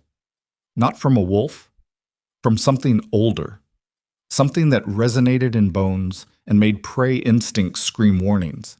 Every head turned toward the pass entrance behind the attacking force, and what emerged made several enemy warriors take involuntary steps backward. Wolves. Dozens of them. But not pack warriors in their shifted forms. Wild wolves. Ancient bloodlines that hadn't been seen in civilized territories for generations. They moved as one fluid mass, their eyes carrying intelligence that had nothing to do with human consciousness. At their head walked a figure that made the air itself seem to thicken. An old woman, bent with age but moving with the assured grace of someone who'd never learned to fear anything. Her eyes were colorless, almost white, and when she spoke, her voice carried despite the chaos. 4 alphas. March on the north thinking themselves conquerors. But you forget your history. Forget who held these mountains before your packs were even born. The enemy alphas turned, weapons raised, clearly trying to process this new threat. The lead alpha found his voice first. Bone Witch, this doesn't concern you. The old woman smiled, and there was nothing comforting in it. Everything concerns me, boy, especially when fools disturb what I've spent decades carefully managing. She raised one gnarled hand, and the wild wolves surged forward. They hit the rear of the enemy army like an avalanche, tearing through warriors who'd never fought anything that moved with such coordinated savagery. Confusion rippled through the attacking force. They were caught between 2 enemies now, compressed in the narrow pass with nowhere to maneuver. Riker didn't waste the opportunity. Forward! All lines! Advance now! The northern warriors pushed forward as one, driving into enemy ranks that were already fragmenting under pressure from both directions. What had been an organized assault dissolved into desperate attempts to fight on 2 fronts simultaneously. Kayla moved with the advance, her swords finding targets with mechanical efficiency. Around her the tide was turning. Warriors who'd been on the edge of collapse found new strength, pushing harder because they could suddenly taste victory. The lead alpha tried to rally his forces, his voice booming orders. But he was watching his carefully coordinated attack fall apart in real time. Watching warriors break formation and run, rather than die trapped between 2 implacable enemies. And then Riker was there, driving through the chaos to face him directly. The 2 alphas collided with a force that cracked stone beneath their feet. They were evenly matched in size and strength, both carrying the kind of power that came from years at the top of brutal hierarchies. But there was a critical difference. The enemy alpha was fighting to conquer. Riker was fighting for the right to exist without chains. When you had nothing left to lose, when every option except forward had been stripped away, you became something more dangerous than someone fighting for glory. You became someone willing to trade your life for victory because surviving meant nothing if you survived as someone else's slave. Kayla understood that in her bones because she'd made the same choice. Had walked into that cavern knowing she might never walk out, choosing action over safety because living in a cage wasn't really living at all. The realization settled over her like armor. This was what separated survivors from victims. Not strength, not power. The willingness to look at impossible odds and say, not today, not to me, not without a fight that makes you remember my name. She drove forward, cutting through enemy warriors who'd lost their cohesion. Beside her, Silas moved with grim efficiency, protecting her flank without being asked. The northern warriors fought with renewed ferocity, feeling victory within reach for the first time. Riker and the enemy alpha were still locked in single combat, their movements too fast to fully track. Blood flew from wounds too numerous to count. Neither gave ground. Then Riker landed a strike that opened the enemy alpha's throat. Not a killing blow, not immediately, but devastating enough that the enemy staggered backward, one hand pressed to the wound. Your pack is broken. Riker's voice carried absolute certainty. Call the retreat or watch every warrior here die. The enemy alpha looked past Riker at the carnage spreading through his forces, looked at the wild wolves systematically tearing through his rear guard, looked at his fellow alphas already retreating with what remained of their warriors. He nodded once, sharp and final, then raised his hand and howled the retreat signal. The surviving enemy warriors disengaged and ran, leaving their dead behind in a pass that had become a graveyard. They disappeared into the mountains, their once confident march reduced to desperate flight. The wild wolves stopped pursuing at the pass entrance, their work complete. They turned as one and padded back toward the Bone Witch, who stood watching the aftermath with those colorless eyes. Kayla moved toward Riker, who stood swaying slightly on his feet. Blood soaked his clothes from a dozen wounds. His breathing was ragged, but he was still standing. "You all right?" "I'll live." He looked at her, really looked at her, taking in the blood and ash and exhaustion written across her face. "You?" "Same." They stood there for a moment. Two people who'd walked through fire together and somehow made it to the other side. Around them, Northern warriors were checking the wounded, securing the pass, processing the fact that they'd actually survived. Silas approached, looking as exhausted as Kayla felt. "We won. Somehow we actually won. Not somehow." Riker's eyes tracked to the Bone Witch, because she decided to intervene. He moved toward the old woman, Kayla falling into step beside him. The witch watched their approach with an expression that gave nothing away. "Why?" Riker asked simply. "You cursed me 10 years ago. Let me suffer. Why help now?" The witch's smile was cold. "I cursed you because you demanded power without understanding the cost. Let you suffer because you needed to learn what sacrifice truly meant. And I help now because you finally learned the lesson." "What lesson?" "That strength isn't about how much weight you can carry alone." She looked between Riker and Kayla. "It's about knowing when to let others share the burden. The curse would have consumed you eventually if you'd continued fighting it in isolation. But you didn't. You let her in." Her gaze fixed on Kayla with uncomfortable intensity. "And you, girl, you walked into darkness knowing it would change you forever. That kind of courage is rare. So this was all a test?" Kayla's voice carried an edge. "Everything is a test." The witch turned away, her wild wolves moving with her. "You passed. Try to remember the cost if you're ever tempted to repeat your grandfather's mistakes." She walked back toward the mountains, her pack flowing around her like smoke. Within moments, they disappeared as if they'd never existed. Riker stood silent, processing that revelation. Finally, he looked at Silas. "Get the wounded back to the fortress. I want patrols on every border and scouts tracking those retreating packs. If they regroup and come back, I want advance warning." Silas nodded and moved off, already barking orders. Riker turned to Kayla. "We need to talk." She followed him away from the main group to a section of the pass where the stone walls blocked the wind. They stood facing each other, both showing the damage from the night's battles and the morning's fight. "You bound yourself to me without knowing if it would work." Riker's voice was quiet. "Risked your life on a theory." "Yes." "Why?" "Because someone had to." Kayla met his eyes. "Because you've spent 10 years carrying an impossible burden alone, and that was killing you slower than any curse could. Because I saw what you were protecting and decided it was worth protecting you too." Riker was quiet for a long moment. When he spoke, his voice carried something raw. "I can't promise you a normal life, can't promise safety or peace or any of the things you probably imagined when you thought about marriage. I never imagined those things." Kayla stepped closer. "I imagined survival, control over my own fate. The chance to prove I was more than a bargaining chip traded to save someone else's legacy. And now? Now I've walked through hell and discovered I'm stronger than I knew. Discovered that sometimes the only way to break free is to stop playing by rules that were designed to keep you contained." She reached for his hand, feeling calluses and old scars beneath her fingers. "I don't need promises about safety. I need to know that we're partners. That when the next crisis comes, we face it together instead of you locking yourself away to protect me from collateral damage." Riker's fingers tightened around hers. "I don't know how to do that. Don't know how to stop trying to carry everything alone." "Then learn."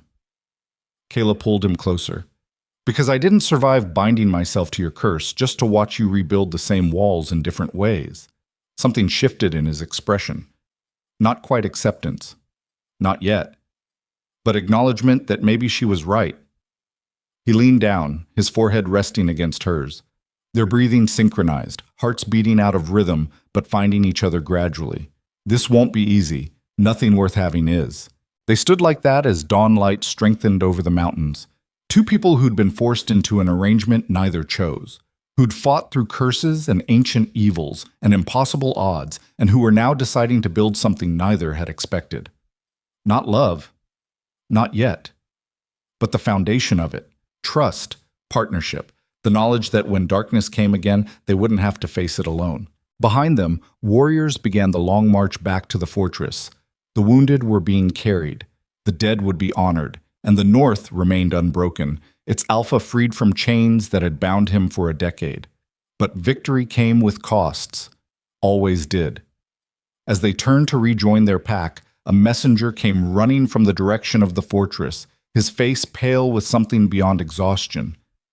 Alpha, the fortress. Something's wrong. Riker's entire body tensed. What happened? The messenger struggled to catch his breath. The cavern where you destroyed the curse. It's collapsed. But before it fell, people reported seeing symbols carved into the walls. Symbols that weren't there before. What kind of symbols? The messenger's voice dropped to barely above a whisper, summoning marks, binding circles, like something was preparing a ritual before you interrupted it. Kayla felt ice water pour through her veins. The first beast. They destroyed its physical form, but curses that old didn't die easily, didn't disappear just because you shattered their bones. Riker's eyes met hers, and she saw her own understanding reflected there. They hadn't ended the curse. They'd only stopped one manifestation of it. Somewhere beneath the fortress, in collapsed tunnels filled with ash and ancient magic, something was still waiting, still watching, still hungry. And now it knew exactly who'd destroyed its body, and exactly how to hurt them in return. They ran. Not the panicked flight of prey, but the controlled urgency of warriors who understood that seconds mattered. The march back to the fortress became a race against something they couldn't see, couldn't measure, but could feel gathering strength in the darkness beneath broken stone. Kayla pushed her exhausted body past reasonable limits, her legs burning with every stride. Beside her, Riker moved with the same desperate focus, his face carved from determination and something deeper. Fear. Not for himself. For what might be waiting in those collapsed tunnels. The fortress came into view as the sun reached its apex, and even from a distance, Kayla could see something was wrong. The east wing they'd evacuated the night before had partially collapsed further, leaving jagged edges of broken stone jutting toward gray sky. Smoke rose from multiple points, thin dark streams that suggested fires still burning somewhere inside. But worse than the physical damage was the feeling that emanated from the structure itself. A wrongness that made Kayla's skin crawl, made her wolf instinct whisper warnings about predators lurking just beyond perception. Silas met them at the gates, his expression grim. "We've sealed every entrance to the lower levels. No one goes down until you give the order." "Smart!" Riker's eyes scanned the damage, cataloging vulnerabilities. Casualties? 3 more dead from falling debris. Dozen injured. The servants are terrified, claiming they hear voices coming from below. Old voices speaking languages no one understands. Kayla exchanged glances with Riker. The first beast hadn't died. It had merely retreated, pulled back into whatever dark space birthed it originally, and now it was rebuilding. Learning, preparing something worse than before. "I need to see those symbols." Riker was already moving toward the fortress entrance. "Get me a scribe who can draw them accurately." "Already done." Silas fell into step beside them. "But Alpha, the collapse is unstable. One wrong step and the entire section could come down. Then we'll be careful." They descended through passages Kayla had walked before, but everything felt different now. The torches burned lower, their light struggling against shadows that seemed thicker, more substantial. The temperature dropped with each level, frost forming on stone walls that should have been too deep to reach outside cold. They reached the sealed entrance to the deeper caverns. Heavy iron bars had been installed, reinforced with chains and symbols that Kayla recognized as protective wards. Behind them, the collapsed tunnel stretched into darkness, its ceiling sagging dangerously. A young woman waited there, her hands trembling as she held a piece of parchment. The scribe. She'd drawn the symbols from memory, each line precise despite her obvious fear. Riker took the parchment and studied it in the torchlight. Kayla moved closer, looking over his shoulder at intricate patterns that seemed to writhe slightly when viewed directly. "These aren't summoning marks." Riker's voice was quiet, dangerous. "These are anchoring symbols. Whatever we destroyed wasn't the source. It was a manifestation. The real curse is buried deeper." "How much deeper?" Kayla asked, though part of her didn't want to know the answer. The mountain's roots. Maybe miles down. Riker lowered the parchment, his jaw tight. The bone witch told me my grandfather made a deal with powers he didn't understand. This is what she meant. The curse isn't just magic, it's something alive, something that's been feeding on alpha bloodlines for generations. Can it be killed? Everything can be killed if you're willing to pay the price. There was something in the way he said it that made Kayla's chest tighten. She grabbed his arm, forcing him to look at her. What price? Riker held her gaze, and she saw the decision already made behind his eyes. The curse feeds on isolation and fear, right? On the belief that carrying burdens alone makes you stronger. That's how it binds alphas. Makes them think they're protecting others by pushing them away. So we do what we did before. We face it together. No. Riker's voice was gentle, but absolute. Last time we destroyed a manifestation. This time we're talking about severing a connection that's existed for centuries. That kind of breaking requires a sacrifice. You're not sacrificing yourself. I'm the anchor point. The curse runs through my bloodline, feeds on my power. If I sever that connection from the inside, burn out every thread it's woven through me, the whole structure collapses. And it kills you in the process. Probably. Kayla felt fury rise hot and fast in her chest. No, absolutely not. We just broke your curse. Just fought our way through impossible odds and survived. You don't get to throw that away playing hero. I'm not playing anything. Riker's hands came up to grip her shoulders, his touch surprisingly tender given the strength in those fingers. I'm doing what I should have done 10 years ago. Ending this completely instead of just managing it. The others before me, the women you sent away, you were protecting them from this, from watching you die. I was protecting them from becoming collateral damage. But you're right about one thing. I was also protecting myself from having to watch someone I care about suffer because of choices I made.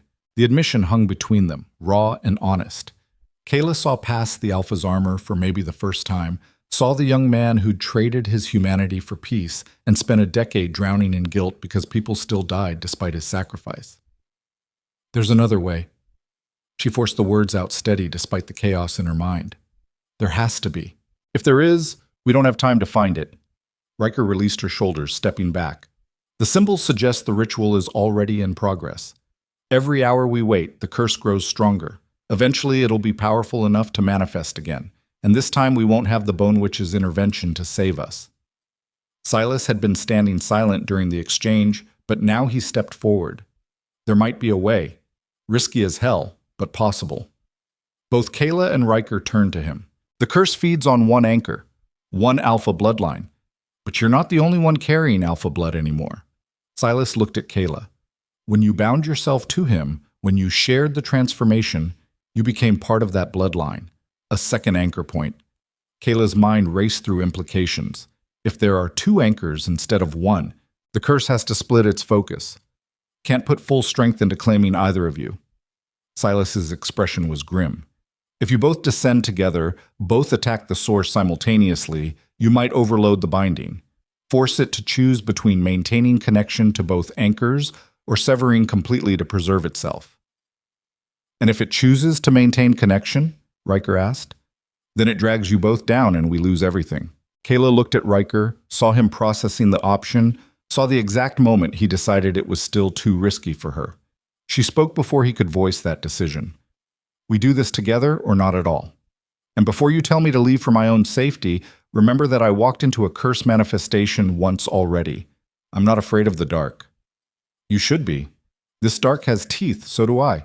They stared at each other, the weight of unspoken things pressing down on the space between them. Finally, Riker nodded once. Together then.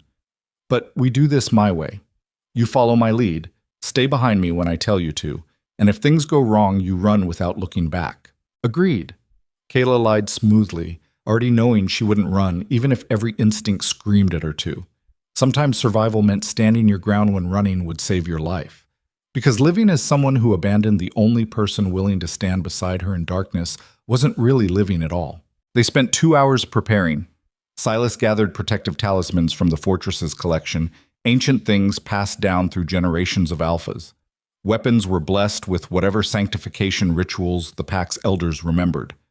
Warriors were positioned throughout the fortress with strict orders. If neither Riker nor Kayla returned within 6 hours, seal every entrance to the lower levels permanently and evacuate. Kayla stood in her chambers, strapping knives and short swords to every available surface of her body. She caught sight of her reflection again and barely recognized the woman staring back. A month ago, she'd been traded like livestock, sent north expecting death, or worse. Now she was preparing to descend into literal hell beside the most dangerous alpha in 5 territories. Funny how life twisted you into shapes you never imagined. A knock rattled the door. Riker entered without waiting for permission, his own weapons already secured. He studied her for a moment, taking in the arsenal she'd assembled. Planning to fight an army down there? Whatever we find. Kayla buckled the last knife sheath to her thigh. Better to have weapons and not need them. Wise. He moved closer, close enough that she could smell smoke and steel, and something underneath that was purely him. There's something I need to say before we go down. Kayla waited, seeing him struggle with words that clearly didn't come easy. I spent 10 years believing that keeping people at a distance was protecting them, that caring about someone made them a target. And maybe that was true with the curse active, but it also meant I never let anyone close enough to see that I was drowning. His hand came up, fingers gentle against her jaw. You saw it anyway, saw what I was hiding and decided it was worth standing beside. I don't know if what I feel is love. Don't know if I'm even capable of that after a decade of isolation. But I know I want you to survive this. Want it more than I've wanted anything in years. Kayla leaned into his touch, her own hand covering his. Love isn't built in a month. It's built in moments, in choices. Every time you sent those women away, you were choosing their survival over your own comfort. Every time you locked yourself in that cage, you were choosing to protect your pack even though it destroyed you piece by piece. She turned her head, pressing a kiss to his palm. I don't need you to love me yet. I just need you to stop trying to die to prove you're worthy of staying alive. Something shifted in his expression, not quite acceptance, but close. He leaned down and kissed her, rough and desperate and carrying the weight of everything they hadn't said. When he pulled back, his voice was raw. When this is over, I'm going to spend however long it takes learning how to be something other than a weapon. Learn what it means to lead without constantly preparing to sacrifice myself. Good. Kayla smiled, though it felt fragile. Because I didn't bind myself to you just to become a widow. They descended together as the sun began its slide toward the horizon. Down through the fortress levels, past the sealed entrances and protective wards, into the collapsed section where reality felt thin and dangerous. The tunnel beyond was barely stable, its ceiling held up by ancient supports that groaned with every movement. They moved carefully, testing each step before committing weight, aware that one wrong shift could bring tons of stone down on their heads. The air grew thicker as they descended, heavy with something beyond mere humidity. It tasted of copper and old fear, of centuries of desperation compressed into physical presence. Finally, the tunnel opened into a cavern vastly larger than the one where they'd fought the first beast's manifestation. This space stretched so far the torchlight couldn't reach its walls, and at its center, carved into the living bedrock, was a circle of symbols that glowed with sickly green light. The anchoring points. Riker's voice was barely a whisper. The real source of the curse. Kayla stared at the symbols, feeling their pull even from a distance. They seemed to breathe, pulsing with a rhythm that matched her heartbeat too closely for comfort. This was where it all started, where some ancient alpha had made a deal with forces that predated pack law and civilization. What do? We walk into the circle and we burn it out from the inside, sever every connection between the curse and my bloodline. Riker drew his sword, the blade catching green light. When I tell you, you hit your anchor point with everything you have. Pour all your rage and fear and refusal to surrender into that connection and force it to break. And you'll be doing the same. Yes, it'll hurt, probably kill us both. But if it works, every alpha after us will be free. No more transformations they can't control. No more sacrificing humanity for power.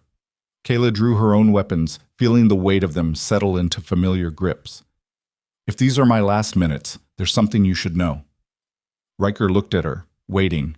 I'm glad it was you. Glad I got sent to the fortress. Glad I met the monster everyone feared.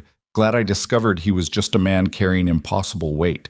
If I'd stayed with my family, I'd have lived small and died smaller. At least this way I got to be part of something that mattered. His hand found hers, squeezed once. The honor was mine. They stepped into the circle together. The world exploded into sensation so intense it bypassed pain and went straight to something transcendent. Kayla felt the curse wrap around her like chains, felt it probe for weaknesses, felt ancient hunger assess whether she was food or threat. And then she felt Riker beside her, his presence merging with hers like it had in the previous battle. But this time the connection went deeper. She could feel decades of guilt and rage and bone-deep weariness that came from believing you were fundamentally broken. Could feel the desperate hope that maybe this time the sacrifice would be enough. She poured her own consciousness into that shared space, let him feel her fury at a world that demanded people like them burn themselves out just to keep others safe. Let him feel her absolute refusal to accept that survival required permanent isolation. The curse shrieked, a sound that existed more in their minds than physical space. It thrashed against their combined resistance, trying to separate them, force them back into the isolated corners where it thrived. Kayla felt her anchor point, a glowing thread that connected her to the symbols beneath their feet. She grabbed it mentally, wrapped both hands around that connection, and pulled with everything she had. The thread resisted, clung, fed power through her veins that felt like lightning and broken glass. Her body began to change involuntarily, bones shifting, skin stretching, the transformation forcing itself through her despite her resistance. Beside her, Riker was experiencing the same thing. She could feel his anchor point straining, feel him ripping at connections that had been woven through his bloodline for generations. The curse screamed again, and this time there were words buried in the sound. You cannot break what sustains you. Without me, you are nothing. Weak prey pretending to be predators. Accept the power I offer or die as the fragile things you were always meant to be. Kayla felt the truth behind those words. The curse wasn't entirely wrong. The power it offered was real. The strength, the transformation, the ability to dominate through sheer force, all of it came from this ancient source. But power built on isolation and fear wasn't strength. It was just another kind of prison. She ripped harder at her anchor point, feeling it finally begin to fray. Around them, the symbols flared brighter, their light burning cold enough to frost the air. Riker's voice came through their connection, strained but determined. On 3, we sever completely and run. Won't work. Kayla could see the structure of the curse now, see how it would simply reattach if they left threads intact. We have to burn it all. Every connection, every thread, leave nothing for it to rebuild with. That'll kill us. Maybe. Or maybe we're stronger than it thinks. She felt his acknowledgement, felt him shift tactics. Instead of trying to escape the curse, he dove deeper into it, followed every thread back to its source, wrapped his consciousness around the core of the binding, and squeezed. Kayla did the same, throwing herself into the heart of the curse with him. Together, they attacked it from within, not trying to break free but trying to strangle it with their combined will. The curse convulsed, fed more power through their anchor points, trying to force them into submission through overwhelming strength. Kayla felt her body complete the transformation, felt herself become something between human and wolf, and neither. Felt Riker beside her doing the same. And in that moment, transformed and merged and burning from the inside out, they finally understood what the Bone Witch had been trying to teach. The curse's power came from making alphas believe they had to carry everything alone, had to be strong enough, dominant enough, isolated enough to protect everyone else. But strength measured in how much you could endure solo was just another word for suffering. Real strength was knowing when to share the weight, when to admit you couldn't do it alone, when to trust that someone else would catch you if you finally allowed yourself to fall. Kayla felt Riker's consciousness wrap around hers, felt him acknowledge that truth in a way that went beyond words. Together, they turned that understanding into a weapon. The curse had fed on isolation, so they fed it connection. Poured every moment of partnership, every choice to stand together instead of apart, every second of shared burden into those anchor points until the curse choked on it. You cannot exist like this. The curse's voice was weakening, losing cohesion. You are meant to be separate, alone, strong only in isolation. Wrong. Kayla's voice and Riker's merged into something unified. We're strong because we chose each other, because we refuse to believe that survival requires us to become monsters. The anchor points shattered. The explosion threw them both backward, their bodies slamming into stone with enough force to crack ribs. The symbols beneath them went dark, their light extinguished in an instant, and deep in the mountain's roots something ancient screamed its death and then went silent forever. Kayla lay on cold stone, her body reverting to human form with violent spasms. Every nerve ending was on fire. Her lungs refused to work properly. Blood pooled beneath her from wounds she couldn't identify, but she was alive. Beside her, Riker groaned and forced himself to sitting position. His face was pale, his breathing shallow, but his eyes were clear. Human, no gold glow, no sign of the curse that had haunted him for a decade. Did we? It's gone. Kayla coughed, tasted blood. I can feel it, the emptiness where it used to press. They sat in the darkness of the cavern, two people who'd just torn out pieces of their souls to kill something that shouldn't have existed. Around them, the mountain was silent. No more whispers, no more pressure, just stone and air and the distant sound of water dripping. Slowly, painfully, they helped each other stand. The journey back up through the collapsed tunnels took hours.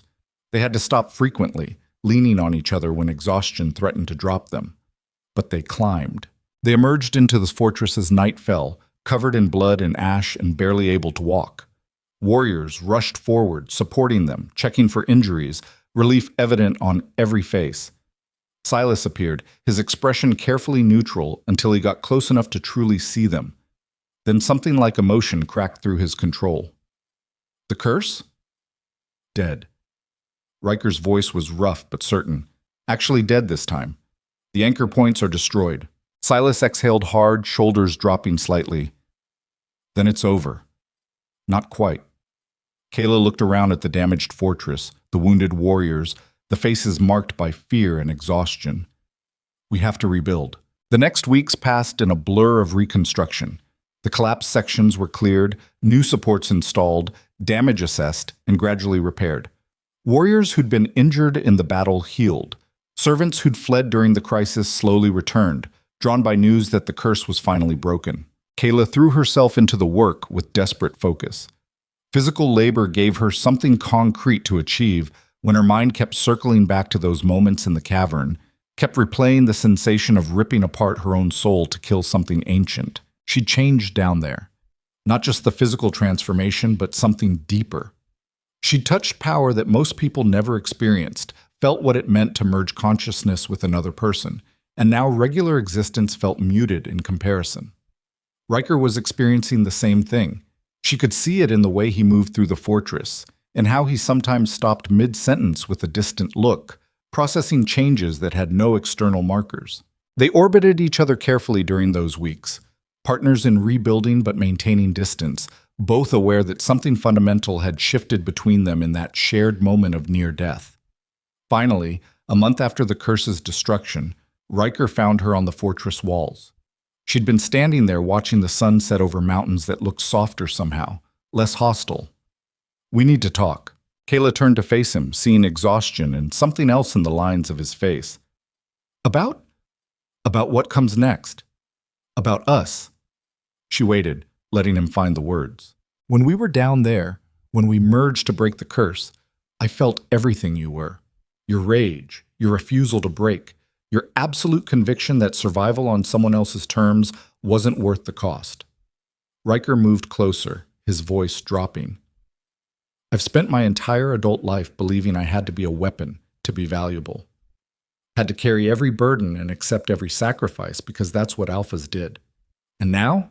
Now I don't know how to be anything else. But I want to learn. He reached for her hand, his touch careful. I want to learn what it means to lead without constantly preparing to die.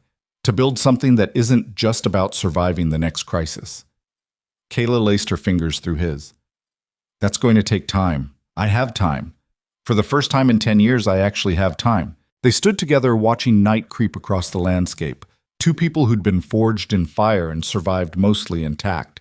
Around them, the fortress was slowly transforming from a prison into something that might eventually resemble a home. What do you want? Riker asked quietly. After everything, what do you actually want? Kayla thought about that. A month ago, she'd wanted survival, wanted control over her own fate. wanted to prove she was more than a bargaining chip. She'd achieved all of that and discovered it wasn't enough. I want to build something that matters. Want to help create a North that doesn't require leaders to sacrifice their humanity for the privilege of protecting others. Want to prove that strength doesn't have to mean isolation. She looked at him directly. And I want to see what we become when we're not constantly fighting for survival. When we have space to just exist. Riker smiled and it transformed his entire face. Made him look younger, less carved from brutality. I'd like that too. The weeks turned to months. The fortress slowly shed its atmosphere of prison and became something closer to a functioning pack center. Warriors trained not just for combat, but for leadership, learning to solve problems without defaulting to violence. Trade routes were established with neighboring territories, building connections that didn't rely on fear or dominance. Kayla discovered she had a talent for diplomacy that surprised her. The girl who'd been traded away as a bargaining chip understood negotiation in ways that warriors raised on combat couldn't match. She became Riker's voice in situations where his reputation preceded him, the bridge between brutal efficiency and the kind of politics that kept territories stable. And slowly, carefully, they built something between them that resembled partnership. Not perfect. They fought about tactics and territory and how hard to push reforms. Kayla's refusal to back down from confrontation clashed regularly with Riker's instinct to handle problems through overwhelming force. They were both too stubborn, too marked by their histories, to simply slide into comfortable patterns. But they learned when to push and when to yield. Learned that disagreement didn't mean betrayal. Learned that asking for help wasn't weakness and offering it wasn't pity. 6 months after the curse's destruction, Kayla stood in the great hall that had been rebuilt from damaged stone. It looked different now, lighter. Windows had been added, letting in sun that the original builders had deliberately blocked. The throne of bones had been dismantled and replaced with something simpler, functional rather than intimidating. Riker stood beside her, addressing an assembly of northern packs who'd gathered for the first time in years without violence simmering beneath surface civility. We've spent generations believing that strength meant standing alone, that the strongest alpha was the one who needed no one, who carried every burden without complaint, who sacrificed everything for their pack's survival. His voice carried to every corner of the hall, not through volume, but through the absolute certainty in every word. I believed that too. Spent 10 years proving I could endure anything, survive any curse, protect everyone by pushing them away. And it nearly destroyed me. He looked at Kyla, held her gaze for a moment that felt suspended outside normal time. I was saved by someone who refused to accept that isolation was strength, who walked into darkness beside me instead of running, who proved that sometimes the bravest thing you can do is admit you can't do it alone. His attention returned to the assembly. The North survives not because we're the strongest or the most brutal. We survive because we're willing to change, to acknowledge when old ways aren't working, to build something better than what we inherited. The words landed like stones dropped in still water, ripples spreading through the crowd. Change was dangerous, always had been. But standing still while the world shifted around you was just another way of dying. The assembly ended with cautious agreement rather than immediate transformation. But it was a start. The kind of foundation that could be built on gradually. That night, Kayla and Riker stood on the same section of wall where they'd talked months before. The fortress stretched below them, lit by torches that burned warm orange instead of that sickly green. "Do you regret it?" Riker asked. "Coming here. Everything that happened." Kayla thought about the girl who'd arrived at these gates expecting death. Thought about the Alpha who'd sent away every woman before her to protect them from collateral damage. Thought about the curse that had consumed them both, and the choice to face it together instead of alone. "No. I regret what it cost. The people who died, the years you lost. But I don't regret the outcome." She leaned against him, feeling solid muscle and warmth and the steady rhythm of his heartbeat. "We're not the people we were when this started. We're harder, more scarred, but we're also free in ways we couldn't have imagined." Riker's arm came around her shoulders, pulling her closer. "I spent 10 years believing I had to earn the right to exist through constant sacrifice. Had to prove I was worth the oxygen I consumed by carrying impossible weight. And now I'm learning that existence doesn't require justification, that I can be valuable without constantly preparing to die." That building something matters more than how spectacularly I'm willing to destroy myself. He pressed a kiss to the top of her head, gentle in a way that would have been impossible for him months ago. Thank you. For refusing to give up on me even when I'd given up on myself. Kayla tilted her head back, meeting his eyes. Thank you for finally letting someone stand beside you. They stood together as night deepened around them, two people who'd been forged in crisis and decided to build something better in the aftermath. The north stretched out below, still wounded but healing, still dangerous but learning different ways to channel that danger. Somewhere in the mountains beyond, packs were watching and waiting to see if this new approach would hold. Whether an alpha who admitted vulnerability could maintain power, whether a Luna who'd walked through hell could help lead a territory that had forgotten what peace looked like. Kayla and Riker didn't have all the answers, didn't know if what they were building would survive the next crisis or collapse under pressure. But they had something that hadn't existed before. They had each other, had a partnership built on shared trauma and desperate choices, and the absolute refusal to accept that strength required isolation. And maybe that was enough. Maybe that was the foundation everything else could be built on. Not love in the way stories described it. Not yet. But something harder, more durable. Trust earned in fire. Respect carved from crisis. The knowledge that when darkness came again, they wouldn't have to face it alone. The fortress that had once been a prison for a cursed alpha became a symbol of something different, a place where change was possible, where leaders could admit they needed help, where survival didn't require constant sacrifice of humanity. And in the great hall where bones had once formed a throne, where fear had been the primary currency of power, a new kind of leadership began to take root, one built on partnership instead of isolation, on acknowledgement of limitations instead of pretense of invincibility. The North would never be soft. Its climate was too harsh, its history too bloody, its people too marked by generations of brutal survival. But it could be better, could evolve past cycles that demanded leaders burn themselves out to prove their worth. Kayla stood in that hall months later, watching Riker negotiate with a rival alpha over trade routes, watching him acknowledge concerns instead of dismissing them, watching him build consensus instead of forcing compliance. This was the man the curse had tried to destroy, the weapon it had forged and tried to control. And he'd survived not by being strong enough to endure alone, but by finally accepting that survival didn't require constant isolation. She caught his eye across the room, and he smiled, brief and genuine. A promise that later, when the negotiations ended and the fortress quieted, they'd have time just for themselves. Time to continue learning what partnership meant when you weren't constantly fighting for survival. The girl who'd been traded away to save a dying bloodline had become a Luna in ways she'd never imagined. Not through submission or political maneuvering, but through sheer refusal to accept that her only value lay in being a sacrifice. The alpha who'd believed he had to carry everything alone had learned that asking for help wasn't weakness, that vulnerability could coexist with strength, that the best leaders weren't the ones who needed nothing, but the ones who knew exactly what they needed and weren't afraid to ask for it. Together, they were rebuilding something that had been broken long before either of them were born, reforming traditions that demanded too much and gave back too little, creating space for others to exist without constantly proving they deserved that existence. It wasn't easy. Some days it felt impossible. But every small victory, every moment when old patterns shifted into something new, proved that change was achievable. The North endured, adapted, survived not by clinging to brutal traditions, but by evolving past them. And at its heart stood two people who'd walked through hell together and emerged determined to make sure no one after them had to make the same journey. That was their legacy, not power or dominance or fear. Just the simple, revolutionary idea that strength could exist alongside vulnerability, that leaders could be human without being weak, that survival didn't require you to sacrifice everything that made life worth living.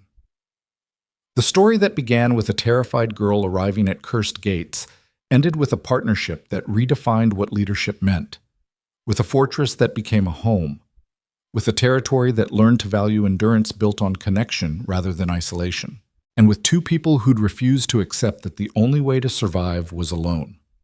They'd proven something important, something that would echo through generations of alphas who came after. Sometimes the bravest thing you can do is admit you need help. Sometimes the strongest choice is refusing to carry everything alone. And sometimes the most revolutionary act is simply refusing to break, even when the entire world expects you to shatter. Kayla and Riker had done all three, and in doing so, they'd changed everything.